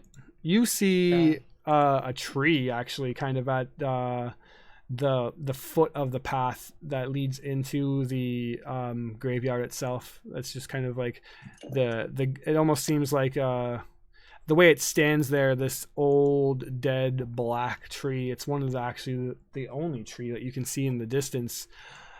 It is large. It is hanging there. Its branches, leafless, reach out into the sky angrily. And there is a single frayed rope hanging from one of the larger branches with a cut off knot at the end of it that swings gently in the breeze. It's all you see with an 11 in your immediate vicinity, and then the path leading in further. Yeah, I'll just relay that to Robert. And where do you believe we should go from here? It's odd. Yeah, let's see what's on the end of this path. Has I've to got lead some somewhere. knowledge of nature. Can I go check out this tree? It seems unusual to me that a big tree could survive on its own out here in this harsh environment. I kind of want to Very the rope and Yep. like check out this tree a little bit more. Yep. Check it out. Give me a nature check. I hug the tree, and I get a fantastic 2 + 2 is 4. Yeah. Ooh, quick math. As you hug this tree, you feel My tongue gets stuck to it. yeah, your tongue gets stuck to it. Oh, he has trees. It is I'm not embarrassed. I don't tell anyone. yeah, it's not a good feeling when you hug that tree. Okay. Empty feeling. It's a horrible feeling, nauseous. The tree definitely does not want you to hug it. You think Give it for a little second. knock. Knock, knock. Sounds like a tree. Does it sound hollow? No, That's who's there. not hollow at all. Although you just get this feeling Does it that feel if... like stone? Like a lot of the stuff up here is petrified? No, it doesn't actually feel like... Do you want to inspect the bark closer with an investigation check? I would call my buddy Danny. I saw her doing some really good inspection earlier in the mausoleum. You want to inspect this tree? Oh yeah, sure. All right, roll an investigation. I'd love to. My inspect that investigation is tree. shit. Oh man. That's still 11. 11. You're like touching it and kind of it looks like a tree. Like, why do you want me to look at this? And then part of it falls off. A piece of the bark slips off and kind of rots away. And then quickly, as you look at it, sap begins to leak out of it pretty openly. You get some on your hands and you pull it back and you realize that this is the most red sap that you've ever seen and thick. Oh no. What's what? It's blood. Oh, gross. I take a few steps back in horror. You suspect, Radislav, being a druid, that if this tree could, it would kill you. This tree hates you. This tree hates your fucking existence, and it wants your neck to break along the rope that it hangs on its branches. You've never felt such animosity from a tree before, but this thing is detestable. Let us continue on. I do not feel welcome here. Did you piss off the evil tree on the evil mountain? No. Let's go, old man. We've got places to go. I agree, but where? We were at the top of the mountain already. I thought there was supposed to be treasure here. It's a big top of a mountain. Let's see what's at the end of this road. What is Marvin doing? Seeing Fucking up this, more I assume. gravestones. No, I'm done with that. I'll like turn around and then approach, and I'll dip my finger in the sap and kind of smell it and taste it a little bit. Yeah, it definitely is 100% blood. That's blood. The tree is bleeding. What? Why? What do you mean the tree is bleeding? And I would start walking over to them from the graves. I like scoop some of the sap in my hands. And I'm like, taste it. Like handing over, as if I'd be handing over like a cup of water. And Radislav, Taste it. as you're backing away, Radislav, you just feel like this overbearing presence of the tree. It's like you're backing away from it, but somehow the tree is growing larger and larger and more hateful towards you. And you just see your friends like approaching it and tasting it and surrounding it. And then it's just like looming over you, giving you this like terrifying feeling that is just... Fools, move back! Away from the tree! I'm stumbling backwards. At this point, I trip over a grave, and I'm like on all fours on my back, like just trying to get as far away from this tree as I possibly can. Can I do a religion check on this thing? Sure. But as you go to do a religion check on the back of this thing, you hear a savage noise as a growl and then a moaning pain erupts from Radislav, who has backed away and tumbled into a gravestone and suddenly met the red bearing eyes and yellow fangy mouth of an enormous wolf that was laying in wait for you. And as you slip down, his maul attacks with a 21 to hit. I'm assuming it does so. That definitely hits. And chomps down onto your neck for a total of, oh god, max damage. Insta death. 12 damage as it begins to rip into your throat. It's at that point that you turn around and you see that there is one large wolf. Robert, you recognize this one, but 5 others that have crawled their way in and have been sneaking up, quickly approaching you guys and have laid an ambush.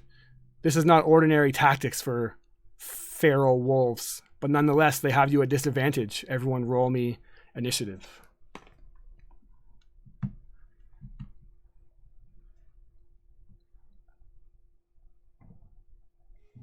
Does critical failure works for initiative as well? Yeah, give me those initiative points. Thank you, sir.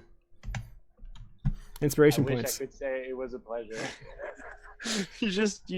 Yeah. Okay. Yeah, I got a 12. All right, We're 12. rolling terribly. We're all gonna die. 12. You're gonna die. Robert will survive. Robert rolled a, where are you? 17. Nice, Robert. And Marvin rolled a 4. Excellent. Oh, you guys are in for a treat. The direwolf is up again, towering over Radislav, and it seeks its opportunity. It's going to try to bite into you again. 16 to hit this time. That hits. That hits. You're already kind of falling over. Give me. Actually, I'll say that you pick yourself up and it lumps on you. So give me a strength save to see if it pulls you down.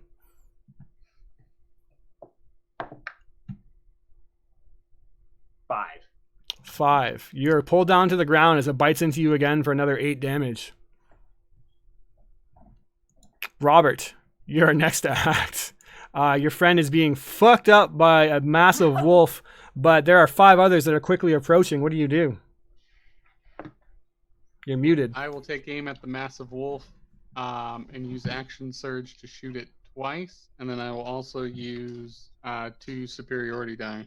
Yeah. As long as they hit. You see the wound still fresh in its shoulder, the bloody mark from the arrow.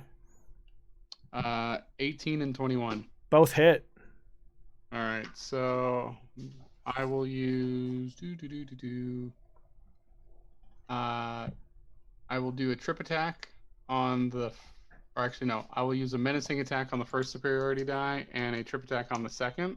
All right, need to make a save. Yeah, so it needs to make a wisdom save and a strength save. Fail on the wisdom. What did it roll? 11. No, 11 is a success. Oh, wow. It's got to make an 11. So success and success then. Neither one successfully go off.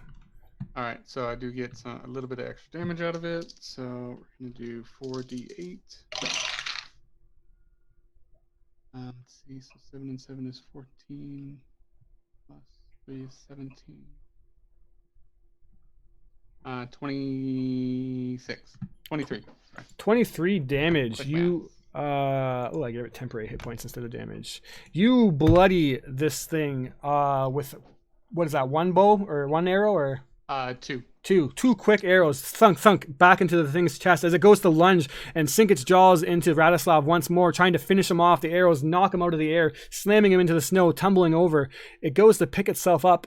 Is there anything else you do on your turn though? That is going to be it for me. Another wolf comes running, this one towards you again, Radislav. It's like they're piling up on you now. This one rolls at advantage, and my computer froze. Ooh, I'm sorry, Radislav. Apparently, I despise you because I just rolled a natural 20. Oh, 10 more damage. I'm out. You're unconscious. All right. This is bad because the other wolf right beside it, these two were flanking each side of the dire wolf, is going to run over and attack you again while you're down, trying to absolutely kill you. Oh, dude, that's rough. 2 failed saving throws. The other 3 wolves, though, however, are not on you, and they are going to go for Marvin, the first one. Here it comes. 18 to hit, which I'm going to assume does so, Marvin. And you need to give me a strength saving throw as it bites you for 5 damage, trying to rip you to the ground.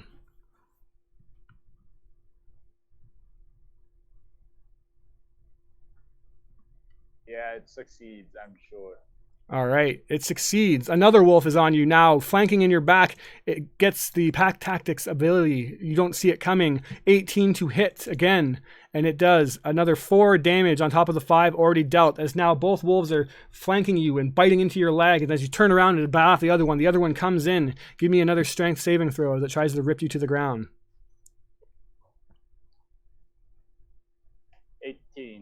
18. You succeed. The last wolf is going to come barreling towards you, Marvin. They pile up on those that they've surrounded. And this one rolls a 19 to hit and 6 damage. So that's 14 damage total, right? 6. Let me see. 4? 5, 4, and 6. So that's 9, 15 damage. Okay. All right, Draxus. You don't even know if Radislav is alive anymore.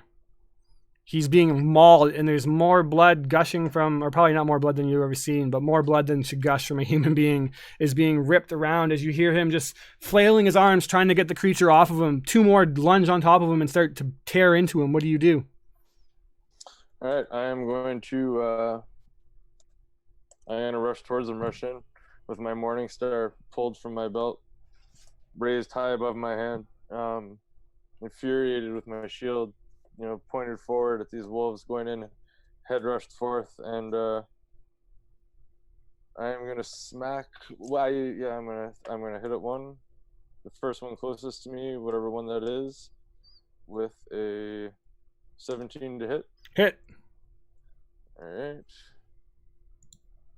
and that is 8 damage. The first wolf, I'm assuming you go for the smaller one? Whatever one's the first in the way.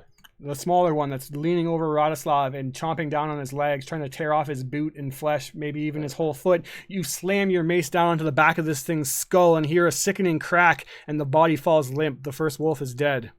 Okay, and then with a bonus action, I will cast Sanctuary on Radislav's unconscious body.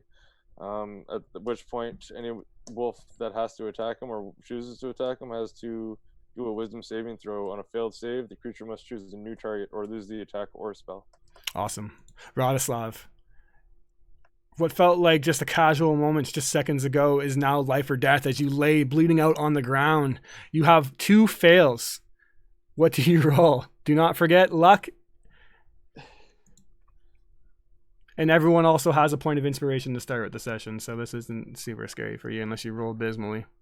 So I rolled a 5. You said we started with inspiration? Yeah, I always start everyone, since I get a lot from your natural ones, everyone starts with 1 point of inspiration, and Danny has a 2nd point of inspiration. I'll go ahead for a point of inspiration. Ooh. Fuck. I die. You have your luck points. I can't spend enough luck points to make this a success. What did you roll, 5? Natural 1 on my inspiration. And then what was it? So I rolled a 5 first. Yeah, so you can use 5 and then boot yourself up to another 5, spending 5 of your 8 luck points. Inspiration lets me take the higher of the 2? Yeah. Okay, then I will use 5 luck points. Yeah, so mark yourself down to 3 as you are just barely alive.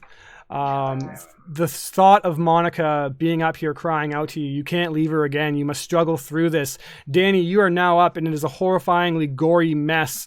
What do you do? Whoa. I'm gonna climb up the tree. You scatter up the tree. You're in there, putting your legs around the branches. Anything else? I'm gonna shoot with my bow. All right. You have 3 wolves on Marvin, and 1 large wolf and 1 small wolf on Radislav, who doesn't look to be doing too good. Yeah, I'll attack one of those Okay. on Radislav. Okay. One or the little one? Big one. Big one it is. Roll your dice.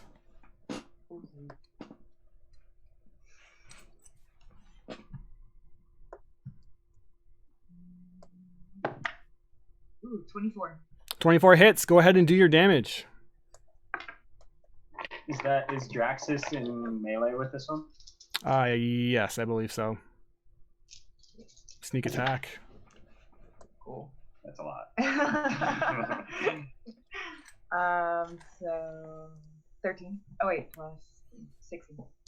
Describe what it looks like as you take this wolf down as it's towering over Radislav, about to finish him off.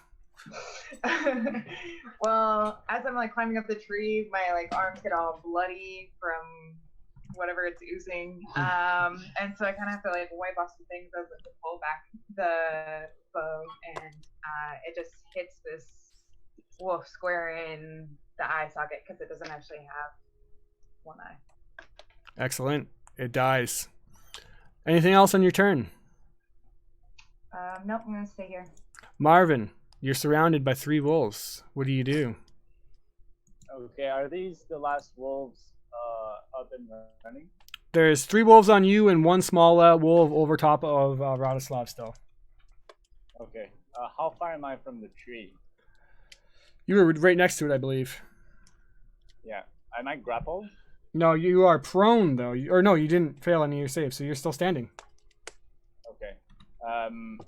So what I will do is that I will disengage and then jump on the tree and climb as high as I can, which is...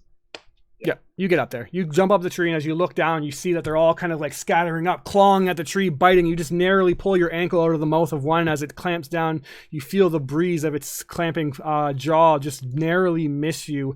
What else do you do as you get up to the top? You're now with Danny, threatening to knock her over, but you guys awkwardly kind of position yourselves now, one on one side of the branch, one on the other, looking down at the 3 wolves.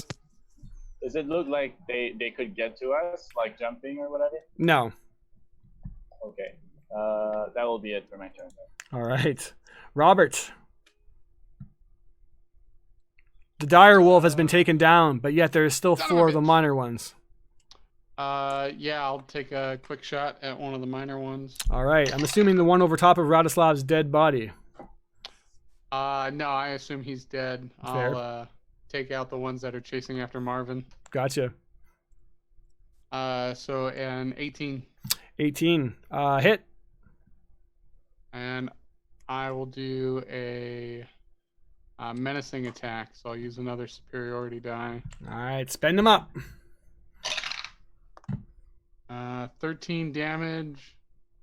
And it Dead. Wisdom. All right. It's afraid of me. It's so afraid it died. Its last moments of life look at you in terror as its life flows from its body. Damn right. And then I will use my movement to back away from the fight up the path. All right. The 3 wolves remaining, seeing the dire wolf drop down, immediately make a barking kind of yapping noise and then disengage and flee for their lives, quickly running away and dashing into the snow. I'll take pot shots at them as they run. I can hit up to 150 feet away. Go ahead. It's going to make a stealth check to see if it can shoot too, right? Can you shoot too? Are you using a longbow? Short bow. Shortbow's a little shorter, but you could probably get one shot off before they totally get out of range. Yeah, they all failed at breaking line of sight and stealth, so you see all 3 of them. Okay, we'll see. As soon as I can, I would like to get back down the tree and use my healing kit on Radislav. Yeah, well, still an I'm initiative. You want to So- that better? Oh, yeah. 19. 19 hits. I got 20 and 15. Hit. But no one nearby. Yeah, I don't think you guys need that. 5 damage on each hit. Doesn't kill unless you do on the same wolf. Yeah, it'll be the same one. Dead. Alright. Danny, what damage did you get done? 5 damage. 5. 2 get away as they quickly disperse into the snow and disappear. Draxus, you're now up, and you look at the throat of Radislav, which just looks like a bloodied, gushing mess. And he tries to take a breath in, but the airway is cut where that hole is, and you just see blood kind of gushing out with each troubled breath he's trying to take. What do you do, Draxus? He doesn't have long. You must do something. And grab onto my spiritual item, then over top of Radislav's body. As I reach down and put my hand over his throat, I'm going to cure him for 10 points with lay on hands of HP. Thanks, man. Woohoo! That was tough. And then as he hopefully starts stirring to consciousness, I'll be like, I know you probably don't want to answer this, but are you all right? He sprays blood out of his mouth as he coughs. I've seen worse. He rolls over to his side and just like goes into the fetal position for a couple minutes.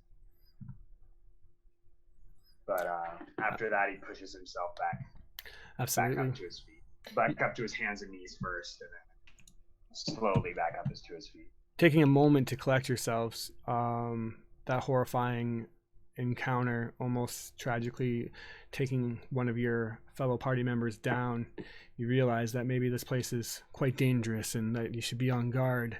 You know that you can't stay out here, though, especially after an attack like that, to spend the night. Hours are quickly approaching by. You have only a few left of daylight. What do you do? I'd like to take at least 10 minutes to crudely skin the large dire wolf and throw his hide over my shoulders. All right, survival check. I'd like to take 20 more minutes and take a short rest. Oh yeah, baby. That is a 21. All right. Natural, obviously. Yeah, you take 10 minutes to carve it up pretty nicely. Get yourself a nice pelt. You guys offer to take a short rest in the graveyard. Do you guys just want to lay down here besides the horrifying death tree? You begin to wonder, Radislav, if somehow that tree actually called those wolves upon you. The blood that was dripping into the snow now is sinking into it deeply, as if it's being sucked away into the snow. I would head to the mausoleum. Yeah, you said that was kind of like on the outskirts of the cemetery. Yeah. If there's enough room for us to fit in there, even in close quarters. You can huddle in close quarters. Take an hour to rest. Go ahead. Everyone that wants to can spend 1 hit dice. Hit dice plus Constitution. Or Constitution, yes. I rolled a fucking 1. Aw. As it should be. I also have a healer's kit. would like to All do right. some. The healer's kit is only good for healing if you have the healer's feet, which I do. you do have the healer's feet. All right, cool then. Variant human for the win. Yeah, variant human for the I'll win. take it. Yeah. Yeah. That would be very useful. 6. Thank you. I'll take it. All right, so make sure everyone's tracking their hit dice because it does become important in a game where slow healing is in effect. You rest an hour catching your breath, none the warmer, but you tend to the wounds that Radislav have, and although it has taken definitely some energy out of you, nighttime now 1 hour closer than it was before. You see the sun, what's left of it, beginning to quickly set. Don't know if you want to be caught out here in this graveyard, but the summit, it was supposed to have something up here. There must be something other than gravestones. What do you guys do? To the end of the path. Yeah, let's follow the end of the path, or we could like sort of scatter and like look for stuff. Yes, split the party 5 ways. Yeah, Split everyone the party everyone 5 go ways. off into their own Yeah. random direction for me. Stay in line of guess. sight, hopefully. All right, We'll follow to the end of the path. make a perception check as you do so, everybody. Woo.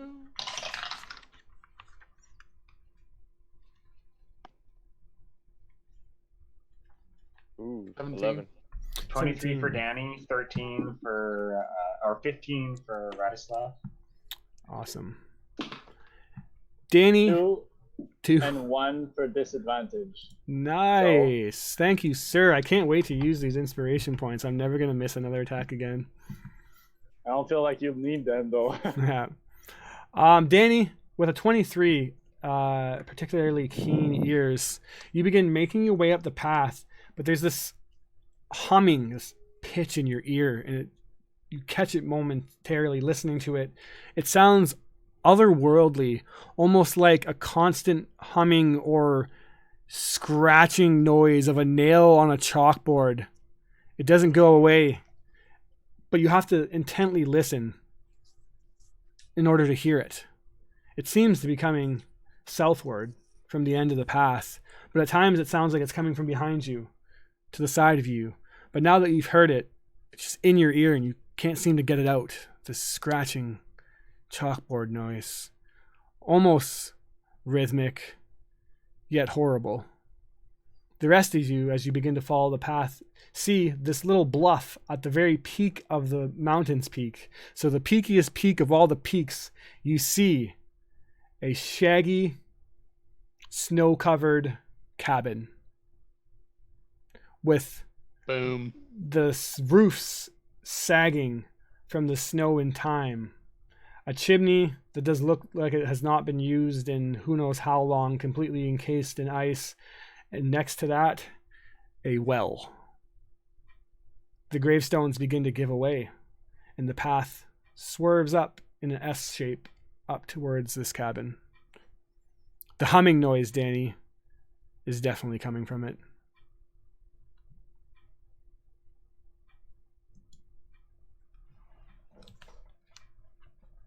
Hey guys, it kind of sounds like there's this humming noise coming from this cabin up there. What? I don't hear anything. You can't hear yourself. You guys know What what I'm kind? talking What kind of a humming? about. It's kind of like.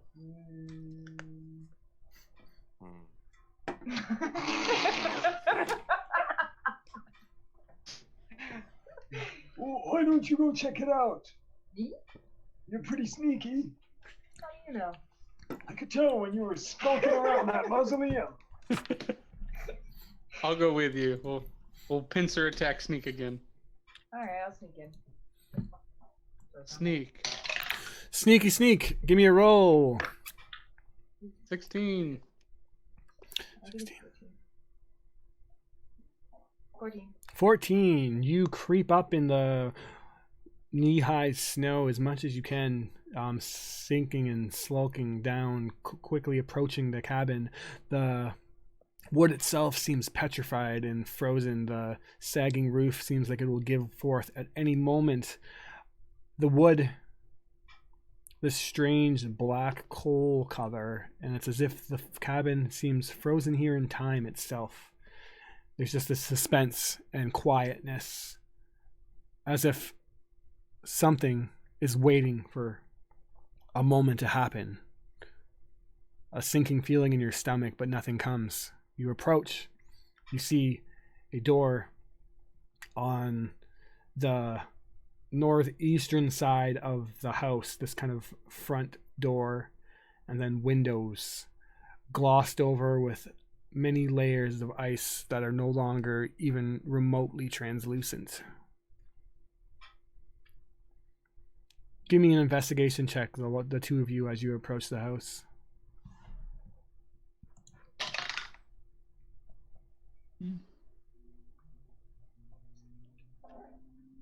Well, 10. 12 and 10? All right. Danny, with a 12, you notice that just very faintly as you're kind of like sliding your hand across the building, sneaking up, peeking at the door. The door just seemed to be like this normal wooden door with an iron reinforcement handle to push in or open. And as your hands are running across the side of the wall, you realize that there's these weird kind of gravings on the building. And as you look, it's like this small, minute, impossibly carved calligraphy language written on the boards of the cabin. But as you look and stare at them, it's nothing that you can read, that you recognize, unless you speak some really impressive languages. how did you know? What languages? Yeah. Extra language and one extra language? Oh, you didn't pick your languages. That's not going to be those. Like a boss. I got Common and Elvish. Mm-hmm. You know, like an elf. Not even remotely to the dialect. Abyssal, probably. That's probably what I would know.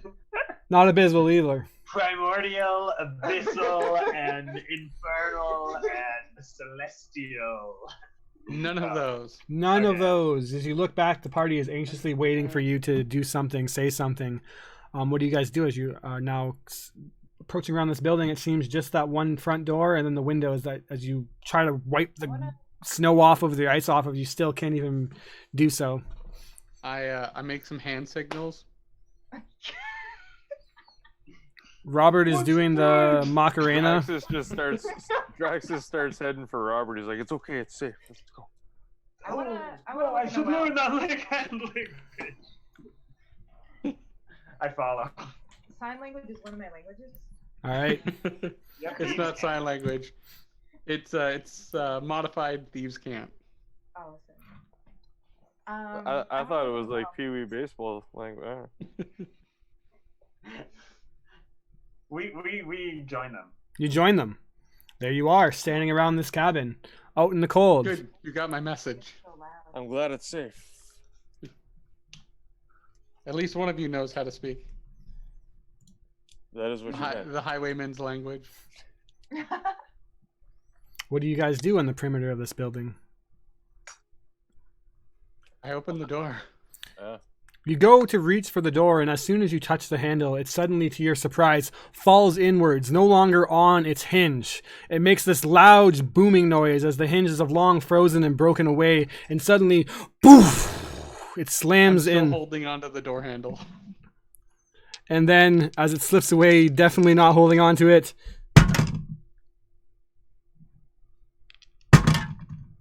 Chris fell over. give me a second here, sorry. The suspense. Yeah. He needs a few minutes to roll all the damage you're about to take. All right. You look on inward into the cabin. Super. Is it cabining? It is very cabiny.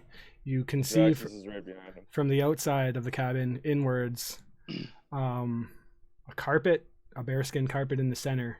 To the north wall, a fireplace and a stag's head, tropically mantled to the wall, staring out into the front. You see chairs kind of strewn in different positions around the room, and one great oak desk that has this book as thick as a torso sitting on it. And then southward, where that oak desk is sitting right next to, another door leading more inwards into this cabin. The room itself is maybe 20 feet by 15 feet. Pretty spacious. There is a mirror on the western wall that you can faintly make out from the outdoors of it.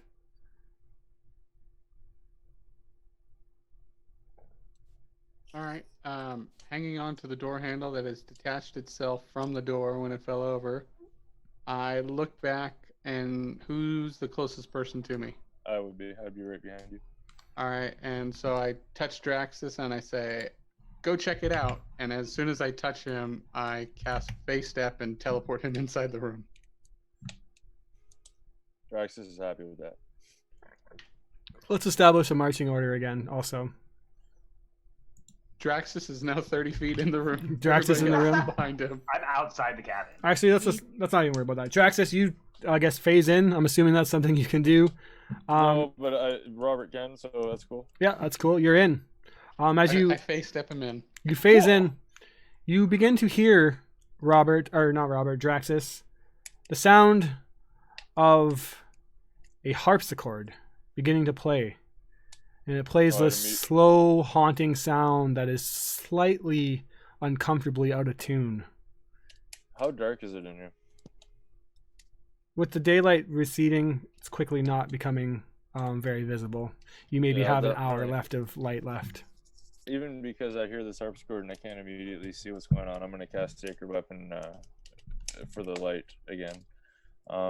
And just point my morning star into the corners and start wandering around, seeing if I can find the origin of the sound. All right. If he doesn't immediately die after I send him in, I'll go in after him. Yeah. So you head in, and in this room, as soon as you step in, Robert, you hear the harpsichord begin to play this somber, haunting, out of tune song. Almost like lazily being strummed on some unseen harpsichord from the southern regions of this cabin behind doors that you cannot see. You look around.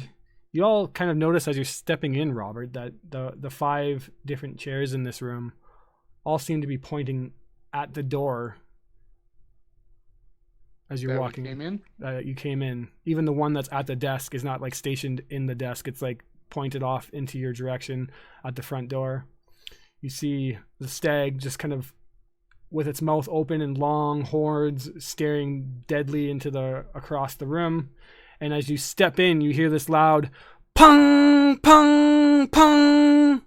And you jump and you look to your side and see that there's this grandfather clock that's just standing right next to you on the eastern wall that just begins to instantly go off as soon as you step in. And you look and it seems like this cathedral-like tower of wood with 2 other smaller towers on the top of it on each side with a track in between it. And as it's ringing, these little birds start coming out on a track, pushing these marbles. And then they meet each other in the center of the tower and begin tung, tung, clicking each other's beaks. As soon as Draxus hears the first clong, he turns around and he would throw his hand sickle. All right. Just fucking whip it at the clock. Whip it at the clock. Go ahead and make a attack roll. That's it. Oh, that's only an 8. 8. Actually, I can add my charisma modifier, so it's a 10. 10. Yeah, slams into the clock and pong, pong. Doesn't make any more noise. Ha! That was a fucking annoying clock. Good job. Hey guys, it's clear. Come on in. There's a creepy harpsichord playing though. I don't know where the sound's from. I'm gonna grab my sickle. I go in. Oh, it's close to me. I'll pull it out and hand it to him. When you step in, you all hear the harpsichord. Do I still hear the humming from before? Yeah, if you listen, the harpsichord kind of like overtunes it, but it's definitely, you hear it. Do I recognize the tune? It does seem to be getting a bit louder and easier to listen to, although obviously the creepy, unseen music is kind of trumping it. But if you now that you've heard it, listen, yeah, it's still there. Do you recognize the tune? Proficiency in the flute, so I'll try to play along with the harpsichord. I'll bust out the flute and see if I can't enhance the melody a little bit. All right, you do. Or give me a performance check, I guess. See how. That's 14. 14, yeah. You enhance the creepy harpsichord with a nice little Stop it. old man Radislav just starts busting out a little flute solo. Starts playing Hot Cross I Buns. recognize this too. What is Marvin doing? Sorry. She probably wouldn't go inside yet. Actually, she'd be like a little bit back from the group and like looking around if she still feels the bite from the wolves and she doesn't want to be surprised anymore. She's pretty pissed, so she's like kind of looking around and trying to making sure they're not going to get ambushed again. Yeah, you can make a perception check. You do not hear the harpsichord. Everyone's like, wow, that's really creepy. I'm going to play the solo. And then you just see like Radislav like bust out the flute for no reason. And everyone's talking about this harpsichord that you do not hear. Go ahead and make a perception check as you're staying outside there. 21. 21. Yeah, you look in. Doesn't seem like there's anything in the room immediately waiting to assault or rip your throat out. You see this book, the mirror, the stag, the broken clock now, a door towards the south inside the room. And as you're looking around to the exterior, kind of just watching over your back, you swear that you see one of those angel statues just kind of shift. Down in the cemetery. Down in the cemetery, yes. I'm gonna look at the torso size book. Yeah. You head over to it. Marvin, do you enter the room or do you stand outside? I'm staying outside, like at the edge of the door. Okay. You approach the book, Danny. It is, like I said, torso-sized, just this huge encyclopedia and bound in this weird kind of brownish pink leather and fitted with tarnished brass fittings. So like an index or a title? You open it up and, again, a language the first couple pages that do not seem to be legible. Even it just literally looks like marks and hashes of black ink written, just list upon lists you can probably figure out. Make an investigation check. Are there any pictures? No pictures. Unfortunately, not a torso picture book. Good though. 17. 17. You're flipping through, and as you flip and flip and flip thousands upon thousands of pages, you get near the end of it. It just kind of like falls over on itself and begins to actually turn the pages just due to the weight of the top heaviness.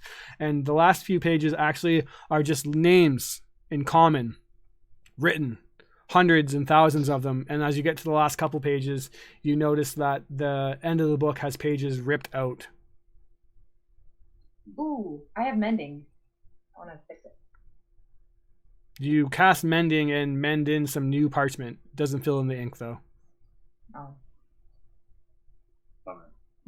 I'll check out the mirror while she's doing that. All right, awesome. You walk up to the mirror and yeah, you see your reflection standing there staring back at you. I look behind the mirror. Look behind the mirror. It's fashioned to the wall. Doesn't seem to be able to come off. And then as you step back and look, give me an investigation check. Yeah.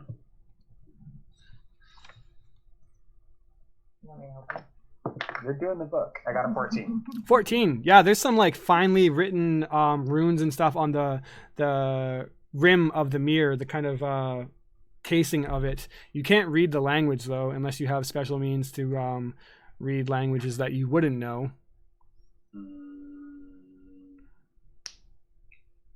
I've got bark skin. Seems potentially useful, but as you think about whether or not you should cast it, you back up and then you see Draxus standing behind you with his mace, and he is running forward to smash your skull in. Oh, shit. I whirl around and I cast Shalala on my staff, and I go to parry, and the staff, as I cast it, sort of grows thick and like vines drift out around it in like a spiral formation, like creating this cool looking like circular spiral weapon, and I raise it up to parry. Spin around, the vines whip out magically from your weapon and encase you in this kind of vine-like shield with your staff. And then you see Draxus just standing there. Draxus, suddenly Radislav spins around, casting this magical spell, Shillelagh. He looks like he's blocking something. What did you see? You were attacking me. I saw you from behind. How are you just standing there? You are too quick. Oh, thank you. But was it in the mirror? Yes. And he kind of starts looking around at everybody suspiciously, like, I went up on this mountain with these people, but, like, I don't actually know any of you. like kind of can't be trusted type vibe. And he takes a few steps back and puts his back up against the wall. And, like, is sort of eyeing everybody suspiciously. I would not attack you, my friend. That would not have been me.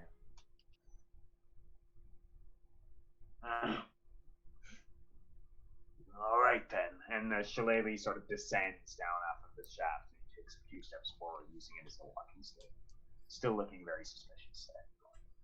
What's everybody else doing? Anything in particular? I'm gonna check out the rest of the house. All right, you open up another door, and the southern door opens up to a kitchen/pantry area. There's empty cabinets, shelves, and counters along the exterior of the walls. You see a window on the western side.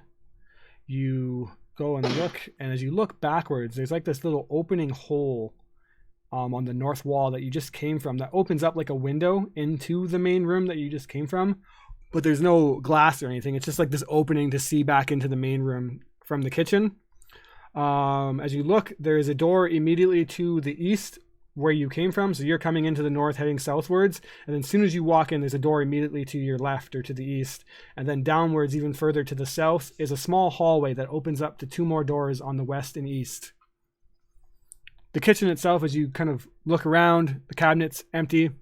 There's this wooden countertop and just what you would expect of a kitchen, but no ingredients or anything left behind.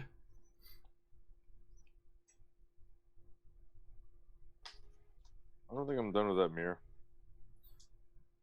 I'll skip through the kitchen and go down the hallway and take the room on the west.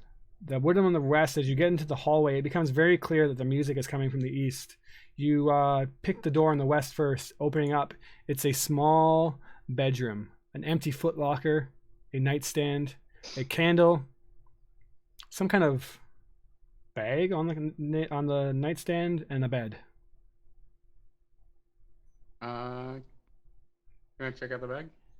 Open it up. There's this purple dust in it. Do I recognize this purple dust? Make a Arcana check. Ooh, yeah. I'm definitely going to be super good at that. Where's Arcana? Great roll. 16?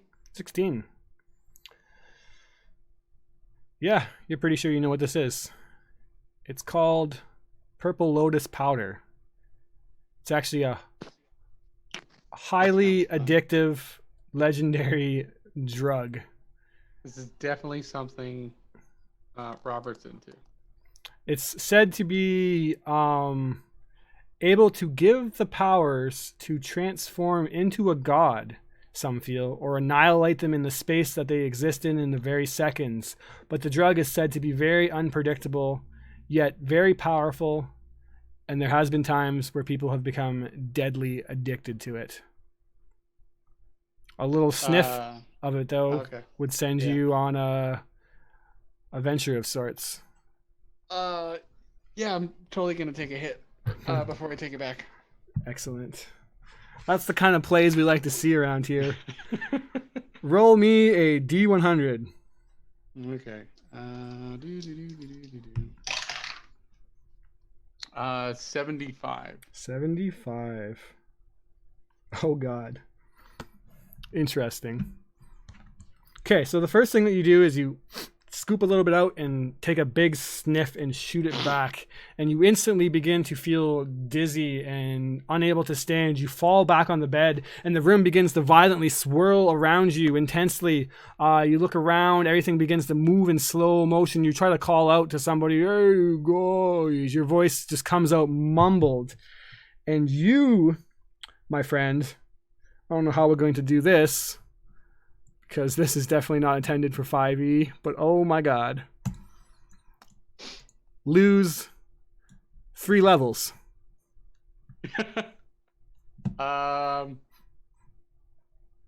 Awesome.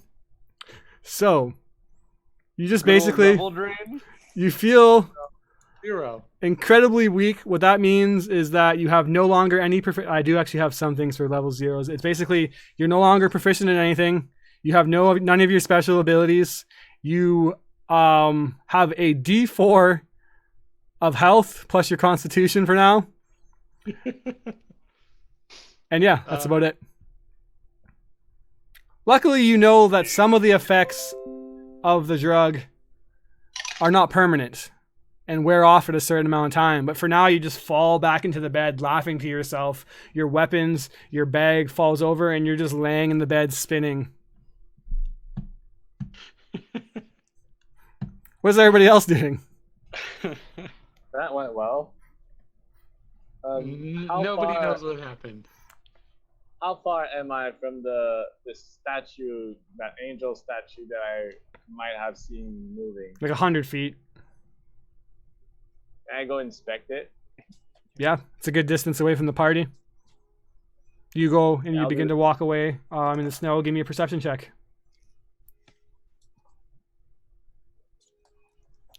14. 14. Wait, I have this. Wait. Yeah, you have disadvantage. I had disadvantage. Yep. That's a 7. 7.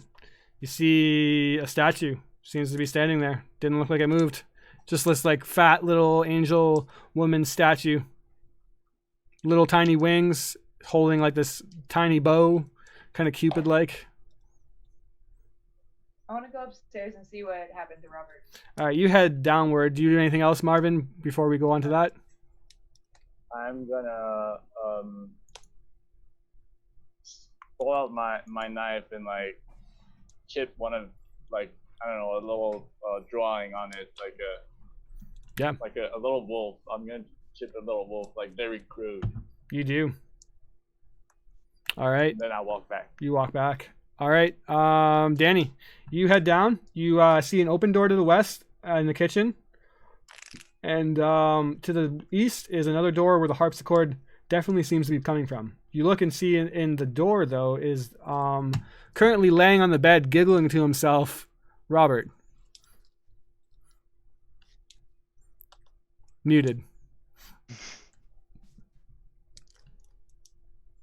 Robert, what happened? I found some good stuff. You are high for 3 rounds, so I imagine that would pass. So now you're no longer like stupidly loopy, but the effects contain on for a total of, let me just tell you how long this lasts for. Well, that's not bad actually. 8 days. 46 minutes. I guess you wouldn't know that. I shouldn't have told you that, but oh well. 46 minutes. All right. I'm like, it's some good stuff. I feel great. I feel different now. Do you want to do something? Well, there's a sound coming from the room next door. Did you want to look at it? You go ahead. I'm gonna do another one. Speaking of, what is this stuff? I will like crudely explain. It's a drug. Yo, bro, it's purple lotus powder, bro. It can do some pretty magical shit. I don't feel so good right now, but I'll feel good in a minute. And I'm just gonna, yeah, I'm totally gonna do that again. All right, roll me a D100. Okay. Also, automatically take a death saving throw fail permanently. Sweet. Oh my god. Wow. Maybe I won't do much more after this.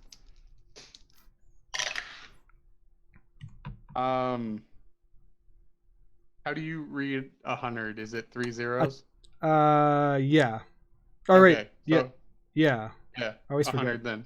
100. Because Cool. I don't know if you do 10 and then 0 is 100 or the 3 zeros. So I swear I would never forget this moment because I always I've thought about this many times. I'm like, how do people ever forget this? But now that I'm in the moment, I'm totally forgetting it. But yeah, I think it's 100. well, because there's different ways to do it. Because you can do two What's zeros zero, equals. then? Yeah, what would 0 be actually? Okay, so Well, no. if it's a D100, it's either 0 to 99 or it's 1 to 100. So 1 Well, to no, it's 2d10. yeah. So I know. it's 1 to but 100. You either count that as 0 or as 100, but there can't be a 0 and a 100. So So that would be one number. a 10 and a 1 would be 1. So then yeah, a 10 and a 10 is 100. So roll twice. Oh, fuck. Roll twice more. This is gonna be intense. 64 and 76. 76. Okay. This is hilarious. I love it. Oh shit.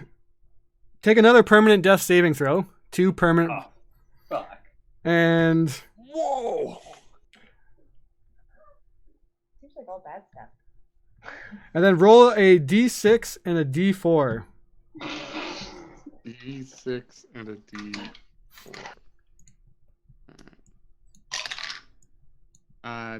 Max 10.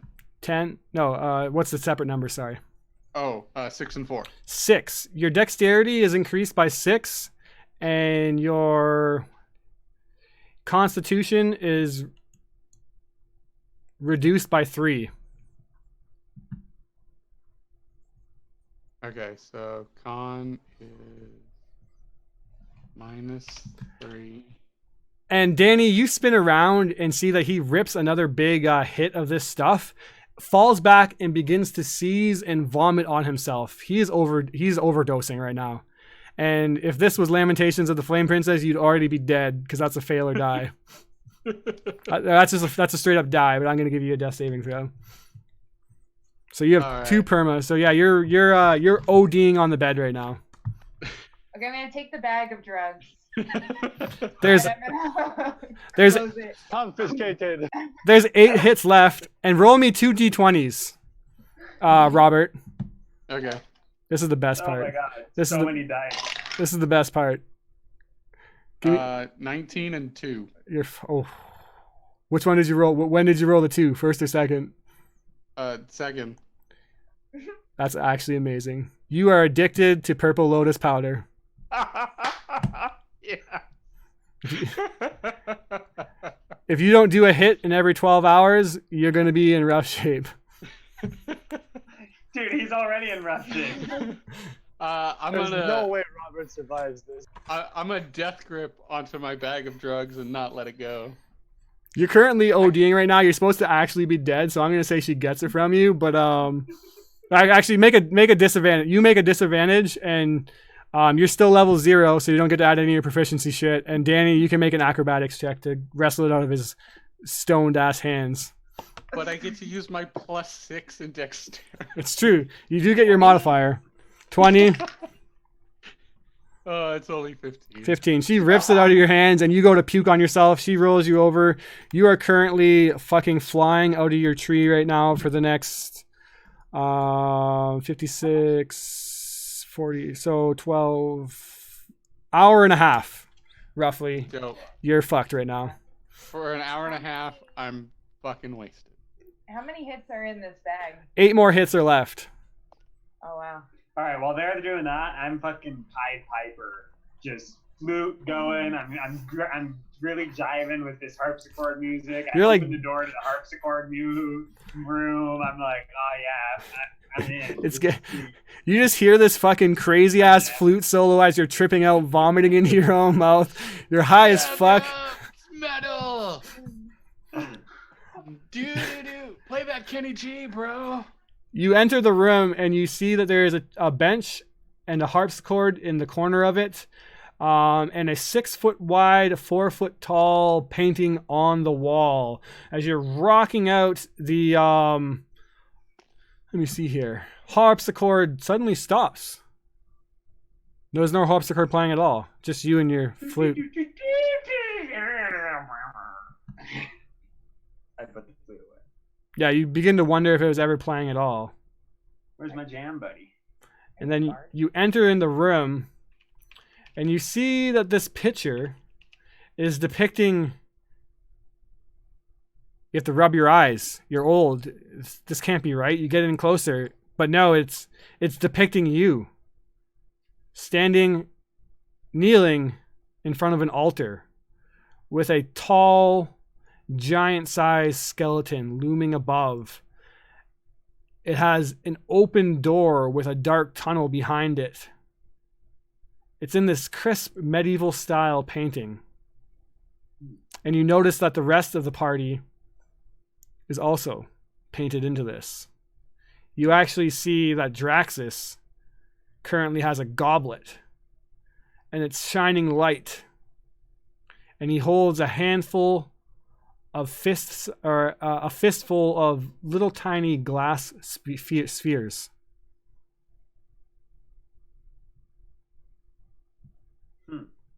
You hear Robert barf from behind you again on himself. Danny's disturbed. Is Probably. there anything else in this room besides the harpsichord and the painting? Are there any doors? A single chair that's pointed at you. A single chair. All the fucking chairs are pointed at us. What's everybody else doing? Marvin and Draxus, you guys have been kind of sitting idly to this. It's been entertaining. As you guys are in... Go ahead, sorry. I'm gonna walk back in from not very usefully investigating that statue, and then I'm kind of like looking around and seeing what people are doing. And am I hearing the harpsichord since Radislav is in the other room? Are you inside or outside? I'm stepping inside. You hear the harpsichord. Okay. Yeah, I'm just having a look around and then changing rooms and looking at fucking Robert puking on himself, and just like continuing along the rooms and having a look around. Yeah. And sorry, Draxus, you're just hanging out in the main room, or are you going to see Robert tripping balls? No, if I heard Robert puking, fuck. I'd have to go check him out, make sure he's okay. All right. Can I tell if he's gonna be? I'm gonna do a medic check. Medic check. Yeah. Go ahead, medicine. I'm gonna medicine it up. My good friend Robert. That's an 8. 8. He's probably gonna die. Okay, I'm gonna. What happened? What did he do? I'll be looking at Neil. It looked like he was taking drugs. Oh, really? Yeah. These are the people I sort of surround myself with. Suddenly you all hear a violent boo, boo, boo, boo, boo.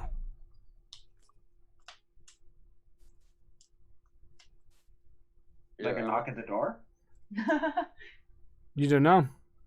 I'm gonna look to Robert and I'm gonna fucking lay on hands for 5 points just to see if that'll get him out of it. Can lay on hands cure disease? It cures poison. Yeah, so I'm gonna. You pool of healing finishes. You take a rest. Actually, you can touch a creature and draw power for the pool to restore the number of hit points. Doesn't really say. I think you can spend 5 to. You can spend 5 to cure disease or neutralize one poison affecting it. So multiple disease and neutralize multiple poisons. You can spend 5 to bring him out of his ODing, but the stat bump that you suffered is permanent. Those stats, the Dex and Con, are a permanent effect. The level 0 will wear off in another like 30 minutes, I imagine. And then you all heard that pounding. What do you do?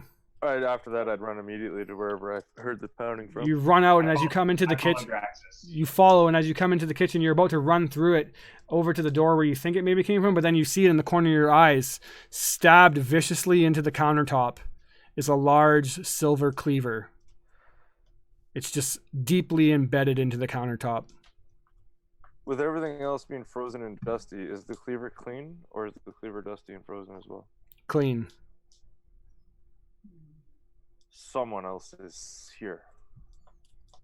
There's one door left that hasn't been investigated, and it's in the eastern wall of this kitchen.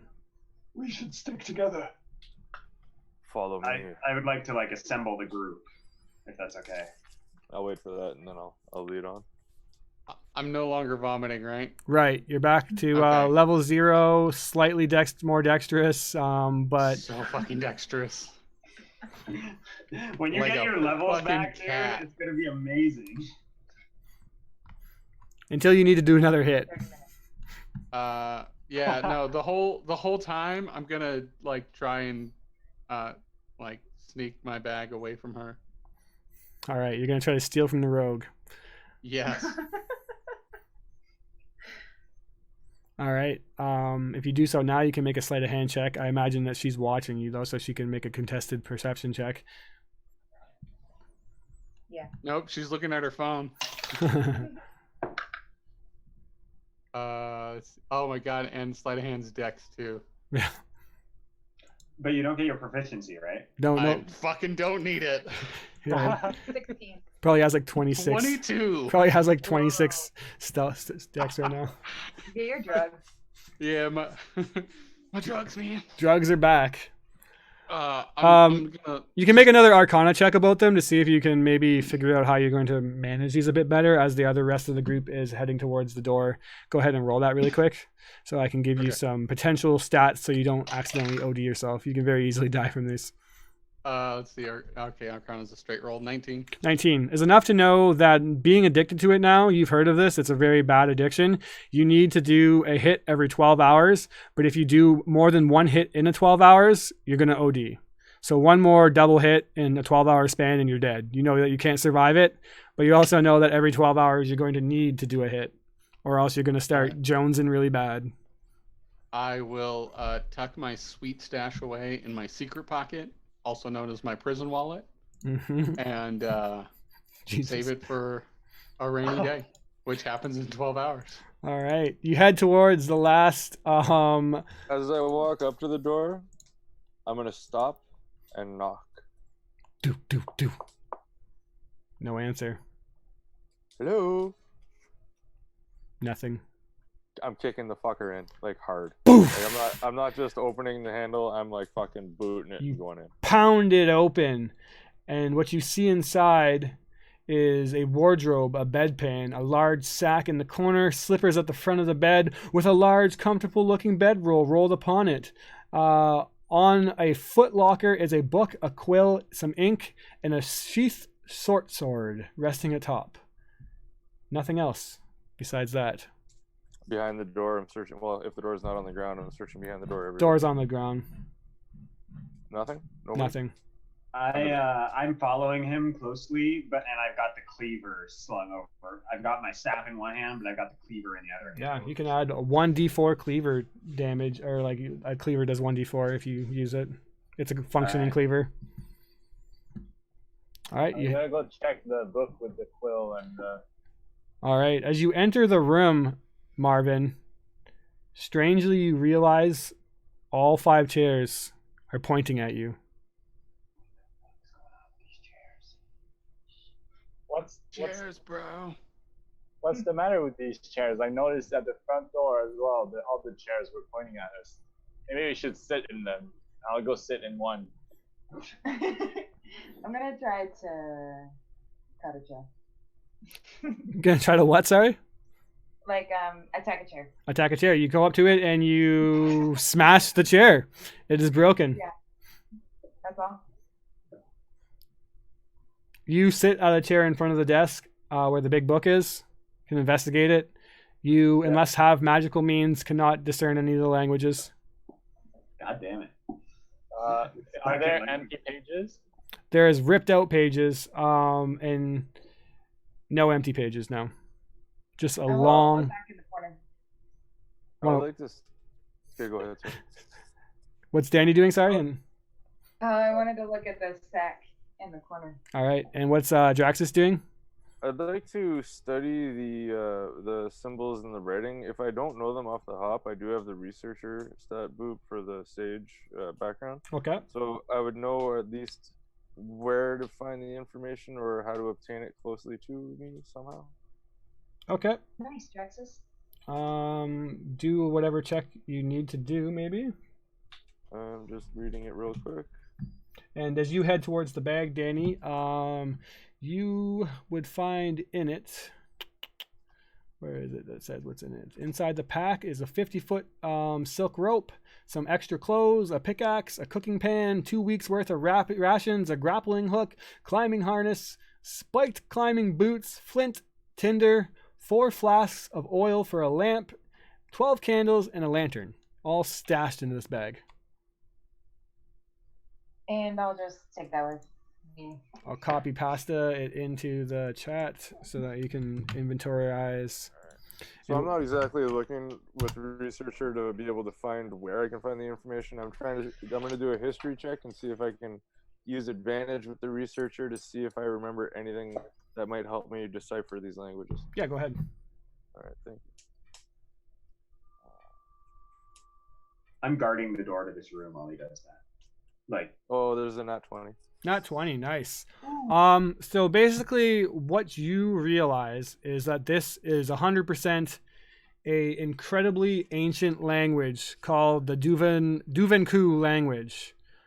Troublingly though, you know that beyond magical means or many, many, many weeks in study at even the most impressive of libraries, there's very little you're going to be able to do to learn this forgotten language. It is something that was spoken like centuries ago, even more than that, even millennia probably. So yeah, if you spent enough time at one of at a library or a place of prayer with tons of books, you might be able to slowly discern this. But the only way that you're going to be able to read this kind of shit is with magical means like a comprehend language or something similar. Yeah, I would just say that I would get up and look to the rest of them. So I don't know. There is another book in this room, though, the bedroom, on the foot locker. And if someone grabs that, it would be written in common. The one book that I was inspecting, I'll start ripping some pages off and just looking elsewhere, distracted. All right, you do so.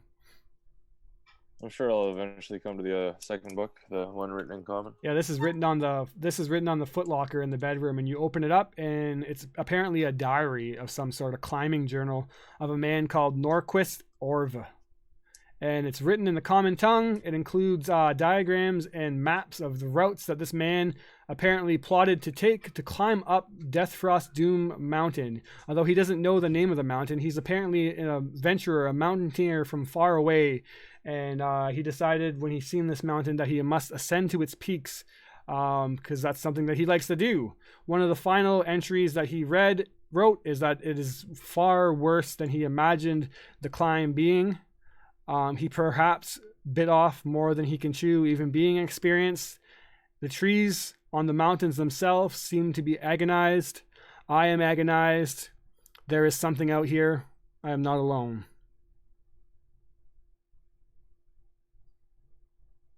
There's a bunch of other shit written in it, and you suspect that if you spent some time with this book, you could actually probably get a good idea of how to climb mountains. But it would take about 48 hours of studying. You're muted. I'll close the diary and I'll put it in my bag or my satchel or whatever I have with me, and I'll just continue to scour the room. All right.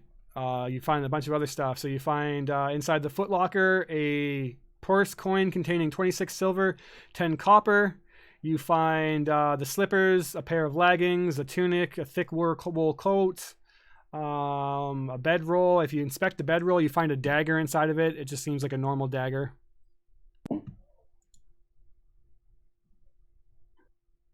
At this point, have we explored all the rooms in this house?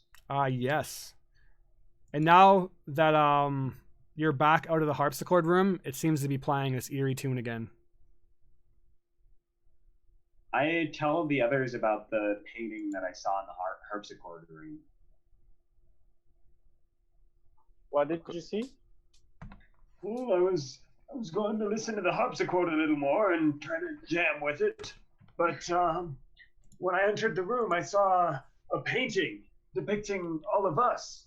I was praying at an altar with a giant skeleton towering above our group. You, Draxus, you were holding a chalice. Did I see anything that looked like that chalice in the house? You did not. Oh, there was a painting of us. A painting of us, yes. I'm gonna go back and check out that painting. Yeah, Yep. I'm with him. It indeed seems like a painting, just like I described. Radislav is praying in front of an altar with a giant skeleton towering above it. The altar itself seems to have like this flat kind of surface to it. There is a big black tunnel on each side of the towering skeleton, seeming to like open up into darkness. And then there's a picture of all of you just kind of very medievally painted, and some of you are just praying, but Draxus is standing there proudly with a goblet and a handful of these orbs. I touched the black part of the painting where you said there was a hallway. Nothing happens. It's just a painting. Mm-hmm. Can I look behind the painting? Yeah, you pull it off. Wall. It's a big painting. Looks like it's worth some Shake money. the painting. Shake it, and it is shooken. No etch a sketch doesn't give me a new painting. Doesn't clear itself. It wipes clean. No, it stays the same. If you investigate this painting, it seems like this painting has always been this way. How long has this painting been around? Like the oil's on it. Like, is it old or new? Very old. Like this big? Yeah, 6x4. I'm going to take the flint and tinder from the pack and make a little fire by one of the corners. Yeah, you warm up. It's getting cold. Darkness has now come as you've spent some time in here, and you guys are wondering what to do. That sound in your ear, it keeps bothering you. That nail on a chalkboard. When you're in the harp room, it no longer hear the harpsichord, and the sound is much louder. But it seems to be coming from the main room. I'll try and light like a corner of the painting on fire with one of the sparks that bang. No. I pull the painting away from him and I say no. Yeah, this thing looks Just like a little bit. It looks valuable, right? yeah, like- very very valuable. As you all are in the harp room now, and the harpsichord stops playing, you all actually hear the scraping nail noise now. Danny was talking about it a couple times, but you thought that maybe she was just going crazy. But now that the harpsichord's not playing, you all very clearly hear this otherworldly, continually rhythmic sound of like someone dragging a nail on a chalkboard.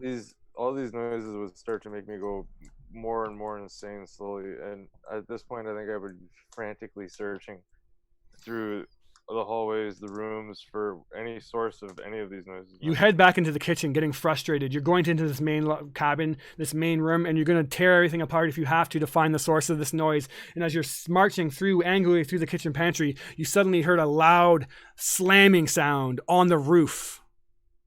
Boom! The snow you hear falling off of it, and then the roof itself you hear creaking. And then a step cracking. What do? You're frozen. We assemble. I'm gonna take this painting with me. You have this huge 6-foot 4x4 painting. I'm gonna cut it out. You're trying to get through the door. No, you cut it out. You roll it up, sure. Yeah, I put it in my little tube that I've got on me. Draxus, there's something on the roof, something big. You hear it slowly taking steps, and as it does so, the sagging roof begins to crumble. You don't know how much longer. Barkskin. I'm following the direction that it's going. You if head it's going towards the front door, I'm into going the that way. main cabin, beginning to maybe head outside to get a look at what it is, but the weight of whatever is on top is far too much to support the beast that is up there. And breaking through and falling into the room is a creature of horrible imagination. I'll dive and roll out of the way. You roll out of the way, and falling into the ground is this 15-foot tall looking bear creature with its fur mostly flayed off and exposed raw frozen skin. There is a great horn of an elk, much like the stag that's mounted on the walls, melted into the skull of this creature. Its brain is just sitting there pulsing. There's an eerie moaning noise coming from the underbelly of this bear that somehow falls into the room. it begins to pick itself up and stand, and that's when it stands. It's impressive, 15 feet tall, barely being able to support itself in the building itself. And you see on its underbelly, the ripped up frozen skin, the horrible, demented, screaming or moaning faces of 3 deformed humans sewn to its belly. Immediately and unfazed, Draxus reaches for his holy symbol. He starts to speak his prayer, and he casts Turn the Unholy. All right. You're going to have to roll initiative. Has it been 30 minutes yet? It has not. Fuck. Actually, I'll say yeah, sure. It has. Fine. Oh, All right. Nice. Fuck yeah. I got a 19 initiative. 19. Oh, it's on now, guys. Dude, Robert is fucking buff. +6 to dexterity. That's your main stat for your character too, right? Yes, it is. That's awesome. 23. 23. We got Radislav on a 7. We got Ashley on a 15. We got Marvin on a 9. And all right. The first that is up is Robert. So Bear is in the kitchen, or Bear is in The main room. Main room. Okay, and all right, I'll just I will shoot at it, but then back through the door to the kitchen. All right, go ahead. 18. 18 will hit this creature. 9 damage. 9 damage. As you sink into it, the frozen skin of this creature seems to almost like splinter off the arrow, and the beast is resistant to the piercing strike. Yeah, of course it is. Next thing you do? Yeah, so I'm just gonna back up my movement just so I can still see it, but not be in the same room. All right. Draxus, what do? You said you want to channel your turn undead? Yeah, I'm going to channel Divinity, my Turn Undead, and this creature needs to make a Wisdom saving throw. All right. It's super wise. What's your DC?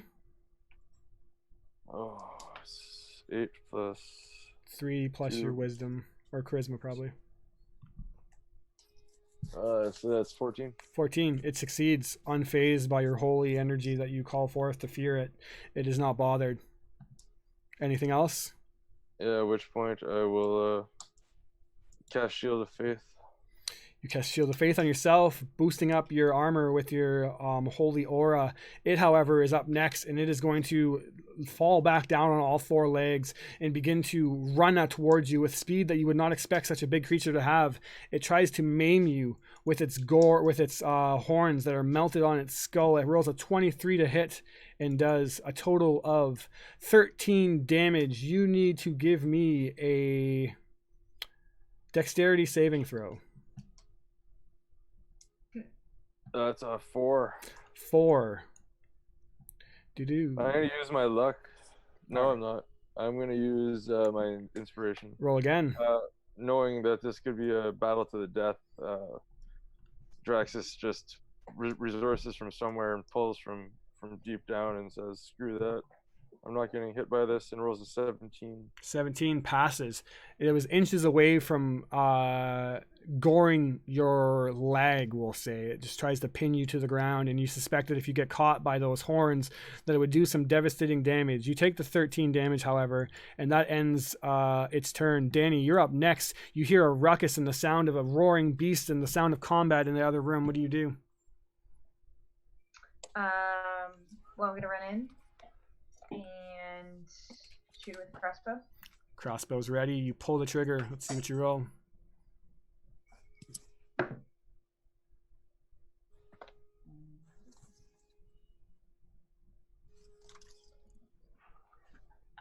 That's a 21. 21 hits. Go ahead and do your damage.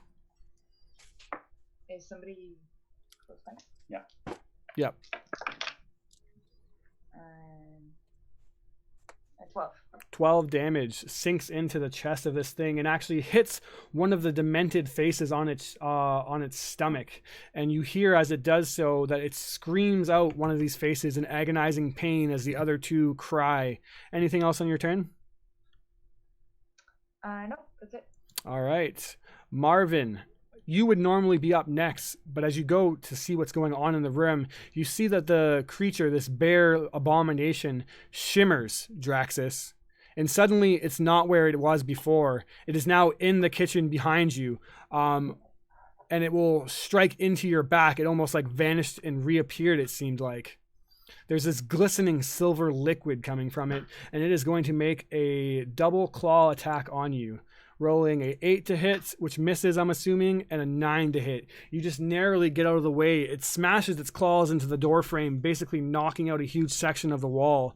You are now up, Marvin, and the beast basically teleported in front of you. It's now in the kitchen. All right.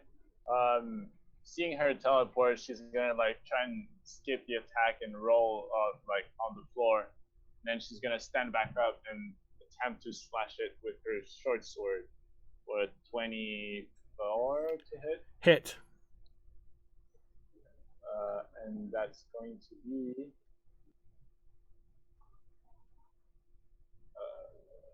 5 points of damage. 5 more points of damage as you cut into it. The creature seems mostly unfazed, though, as it does resist that also. All right, I will use a key point and a step of the wind to kind of like do a backward whirl and head as far out to disengage from this monster. That makes sense. Radislav, it feels like just moments ago where you almost had your life threatened by the wolves, but now you see an even more horrifying creature. As your friends are engaged in it, what would you do with your bark skin now encrusting the layers, reinforcing your skin?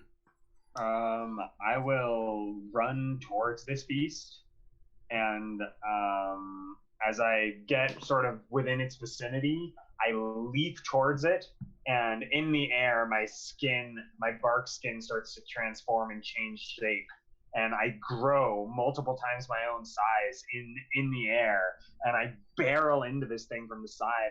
You said its faces were kind of on its belly? Yes. Humanoid faces.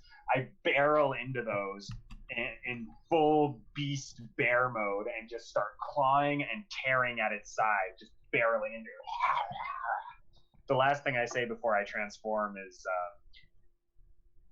just, it's so unnatural. Ah! And here I go. Go for it. The blue is the claws. Okay. The claws hit, the bite misses. And that's going to be... Let's see.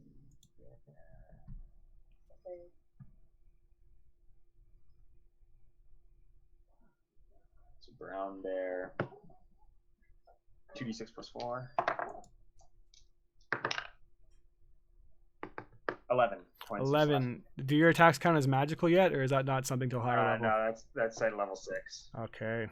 So yeah, as you shift and your skin becomes to turn 4 and you match this creature almost in size, but not in the horrifying visage of its flayed and demented skin, you begin to claw and bite into it, raking and rending its flesh, but its skin is so much harder and frozen than you're expecting. It's resistant to that also. But nonetheless, you guys have damaged it. Back to the top of the round, Robert, you are now up. The creature is still seemingly unbloodied, standing strong, looking to fight, looking to kill. What do you do? Am I within melee of it, or is it still at range? You were it's in the kitchen now. Where did you leave off with your attack? Yeah, I backed up into the kitchen as well. So yeah, you are now in with it. Probably just because the kitchen is so small, you're engaged with it.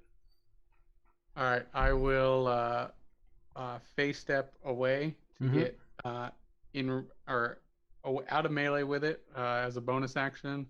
Yep. And then I will shoot it. All right. You phase step back into the kicked-in door of the bedroom, giving yourself some distance. You pull an arrow and ready your bow. Go ahead and shoot. Fuck shit. 14. 14.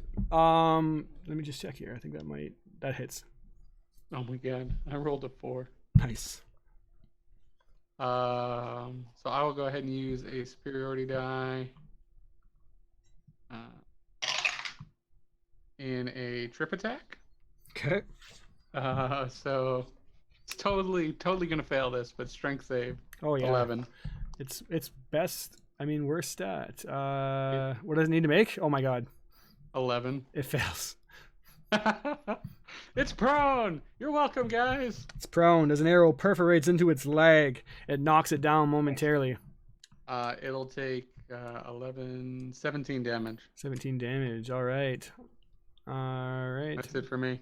Cool. Obviously resisting that attack. Draxus, you are now up. Oh, yeah, Draxus stands from the Draxus smash. onslaught of this beast and charges forward with his Morningstar high above his head, oddly seeming to build power as he moves forward, slamming down the Morningstar upon this beast. I'm assuming that it's undead. You can assume for sure. So I am going to try to hit it with radiant damage. Okay. For my divine smite, as I hit for with 17? advantage. 17 With advantage. 17 with hits. advantage. Yeah. Yeah, because he's prone. Like that. Oh, that's only a 10. 17. 17 hits. And so that would be, if I am correct in assuming that this creature is undead, that would be a. Oh, this is going to be nice. It is not double damage, if that's what you're thinking. No, but it would be a 32 to damage because that would give me 2 extra radiant die. Nice. 32. Jesus Christ. All right. The creature definitely goes into the bloodied condition. And the way you know this is you charge in with your radiant glowing mace and you slam it square into the skull of this creature and bash in the part of its skull and basically crush a big portion of its brain. It gushes out.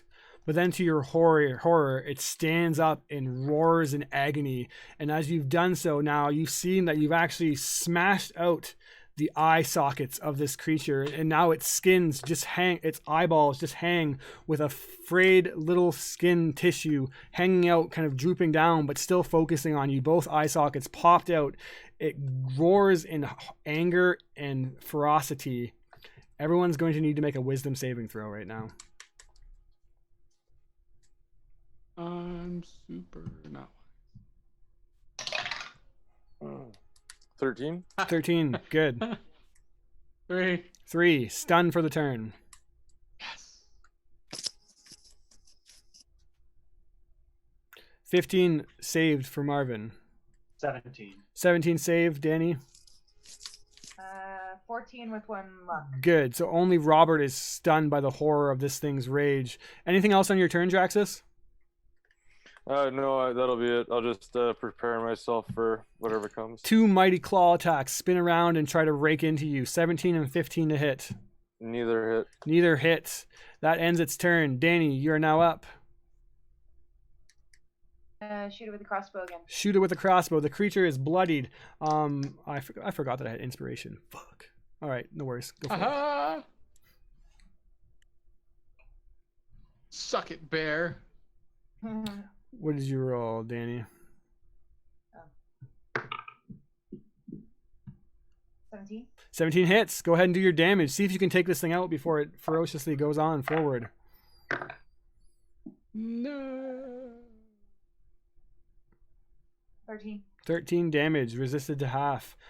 Does not kill it, unfortunately, as it will now again begin to shimmer as the silvery translucent liquid is now pouring from it. Marvin, you get ready to launch your attack, but suddenly the creature again is gone, vanished, but again teleported around and is going to flank onto Draxus and try to attack. And this time he's not going to forget that he has inspiration if he needs it, like a smart bear.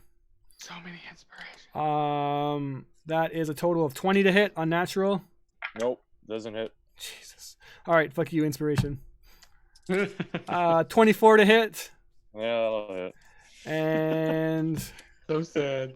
27 to hit. Yeah.